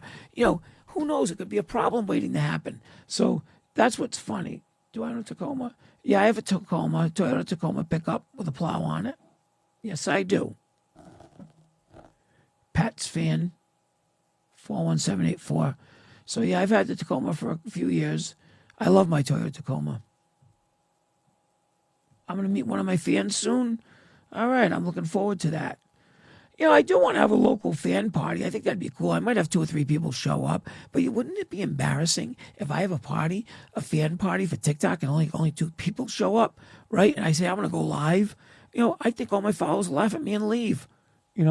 I spent all this year earning all these followers, and I have 2 people show up. So interesting. There are cameras there now that are operating, but we are adding our own camera system in. Haven't done it yet, but we will do it because obviously we want the place to be safe. I want to be able to see what's going on from the office. So I install cameras on all my properties. I love having cameras at the properties. We like to see what's going on. And that's how, so if somebody calls us up, hey, there's somebody living in that, we'll watch the cameras and we'll see if we have stupid tenants too. I'll never forget the time this guy called up. My toilet's plugged. You need to come and plunge it. I look on the lease. There's no toilet. There's no mail on the lease. That's how we found out that one of the guys was living there. You know what I'm saying? So you got some stupid tenants too. So Columbus, Ohio. That's a good question. When am I going to go to Columbus, Ohio? That's a really good question. Let's see. Twin Oaks restaurant, TikTok party coming soon.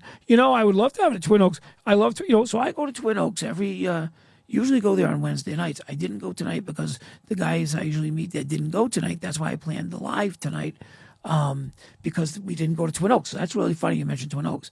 Because I meet my friends there, like I said, on Wednesday nights for dinner. So, but Twin Oaks would be a perfect place to have a little get together. Everyone knows where it is, and we could have a little party, a fan party. So that's something we'll have to talk about.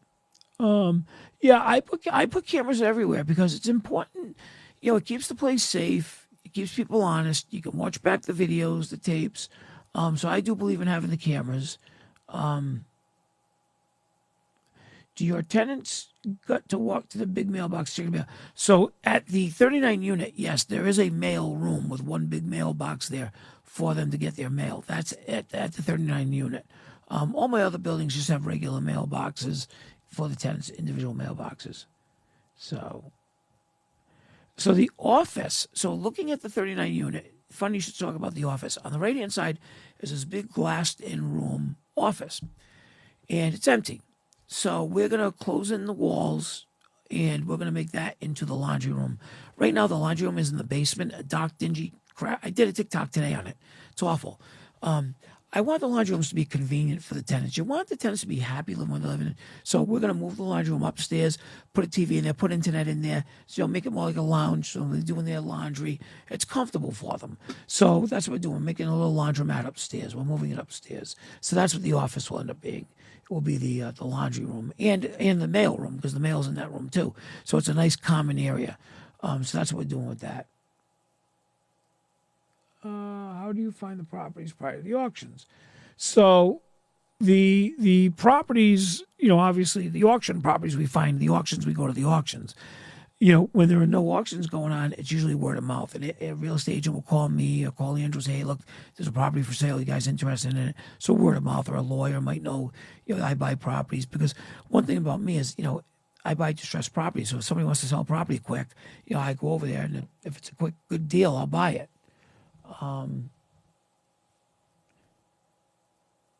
Well, yeah, that's that. Your fans share with them. That's interesting. Well, that's why I was thinking, if we had a party, if I had a fan party, we could go live from the party, just like we're doing now, and then that way people could ask questions, and we could, I could have a microphone like I do now, and we could actually, so anybody around the world, Ireland, Ohio, whatever, could be part of the party, even though they're not there with us. So we could actually have them virtually on TikTok, which would be really cool. So we're building new stairs to the second floor.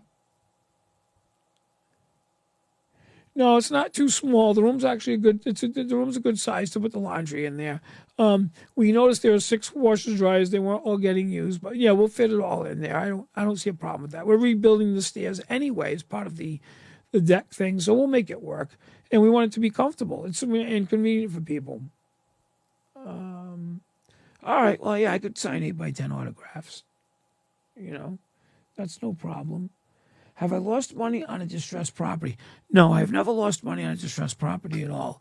I've talked about this before. Have I made as much as I want to make on one? No, but everyone always wants to make as much as they can. But no, I've never lost money. I've always made money. It might be as $10,000, $5,000, so, but it's still a profit. Mike, who works for me, has been with me for 12 years. He always says, you never lose money with the cash register ringing. And it's true,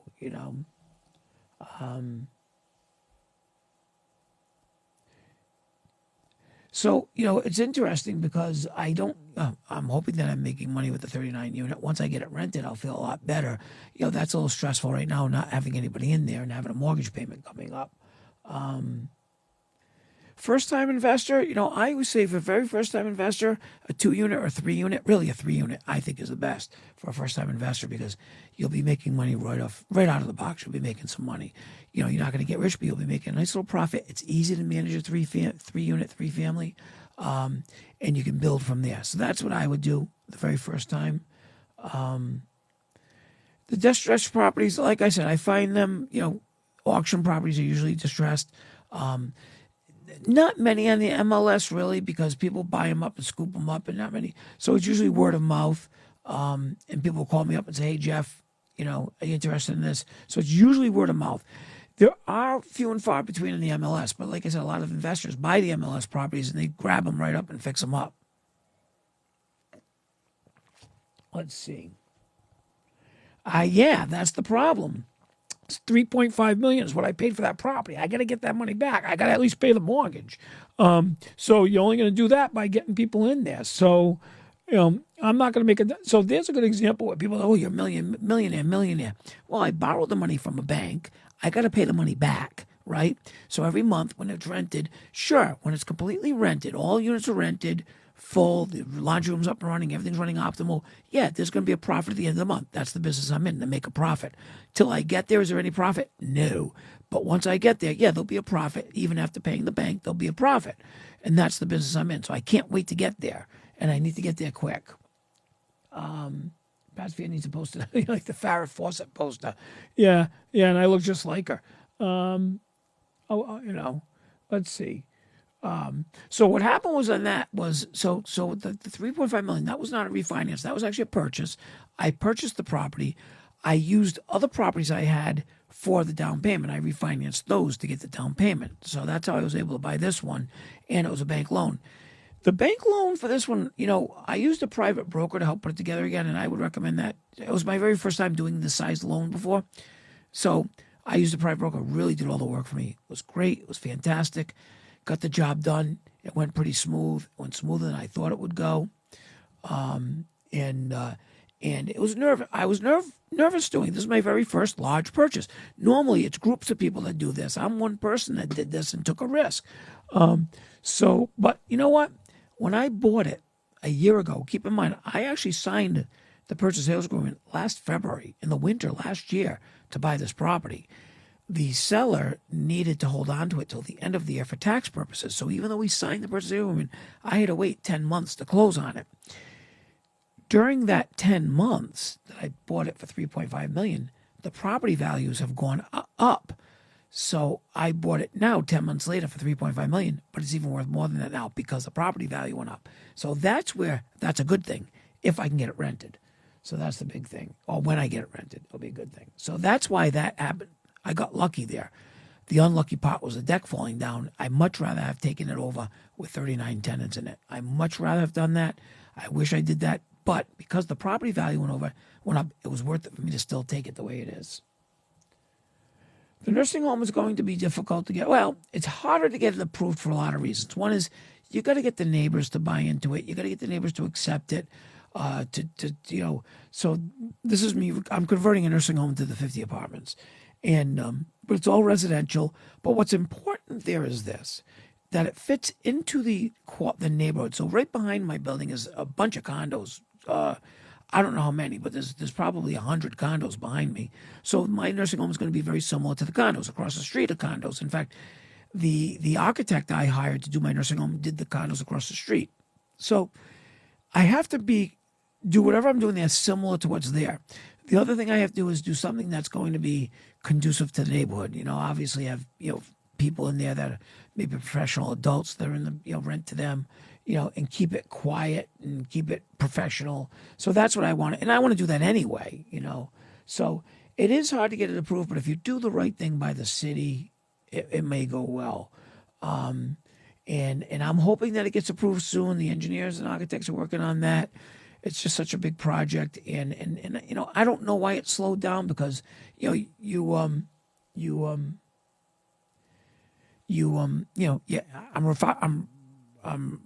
relying on other people to get the job done. So they're busy. They have other clients. I'm not their only client. So anyway, what's this one here? Cranston. You be good, Jeff. Cranston is a nice town. I love Cranston. Cranston is a great city. I moved to Cranston in 2004 from Warwick. I grew up in Warwick, lived in Warwick my whole life. Moved to Cranston in 2004. Cranston has been welcoming. It's a great city. Has a great school system. Great recreation program. Great parks. Great administration. Everything in Cranston has been positive for me since I moved to Cranston. When I buy flip houses in Cranston and fix them up, they sell quick because people like Cranston. They like the school system. So that's why I buy a lot of rental property in Cranston now, because especially in Western Cranston, where I am, Western Cranston, is people like to live in Western Cranston. So I buy rental property in Western Cranston so they can have the kids in the school system. But yeah, I do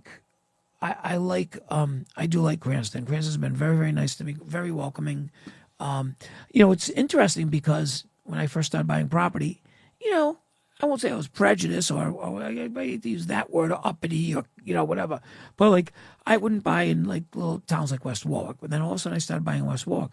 I got great tenants in West Warwick. West Warwick is a welcoming town. I keep buying in West Warwick because it's a welcoming town. It welcomes me to invest in the city, and they encourage me to spend money in fixing up the properties. So I love West Warwick now. Investing in West Warwick. I just branched out to Coventry. I'm buying property in Coventry. So there are cities and towns that I never even thought about investing in, which are really good. I always thought East Greenwich, Cranston, Warwick. No. These other cities and towns have worked out really, really well for me. Anyway, well, thank you. I thank you for calling me Mr. Handsome. I appreciate that. Sarah is so friendly. I've gotten to know some of the people on TikTok over the months just by doing my lives and people by commenting. So I got to go in 2 minutes. I'm just looking here. I think I answered all the questions. I am going to do a couple more tomorrow TikToks. The condo conversion, the condo renovation I'm doing for my parents, I'm going to go over there tomorrow. I have not been over there. I know they're doing I want to see how they're making out over there. I'll do a video over there and do an update on that one. I think they're painting in there now. They're getting ready to paint in there now. And that's pretty much it. But I'm going to do some more tomorrow. I'm trying to think if there's anything else I want to talk about. Tell the Pats fan to buy a real truck. That's funny. But yeah, so I'm going to keep you guys up to date what's going on. Tomorrow's going to be a big day because the building inspector is supposed to be checking the 39 unit. If they say we can stop moving people back in, we'll start doing that. And what we plan on doing in that is we actually want to have kind of an open house when we start doing that. When it's up at 10, have some coffee, donuts, really kind of make it into a fun thing for these tenants who've been displaced for 4 months. So that's going to be nice. I am going to try to look into setting up a party. You guys tell me you want it that night, on a weekend, when you want to do it. I have no problem with that. It'll be fun. It'll be fun. We can definitely do that, and like I said, we'll go live. But I appreciate everybody coming on tonight and watching me and asking the questions.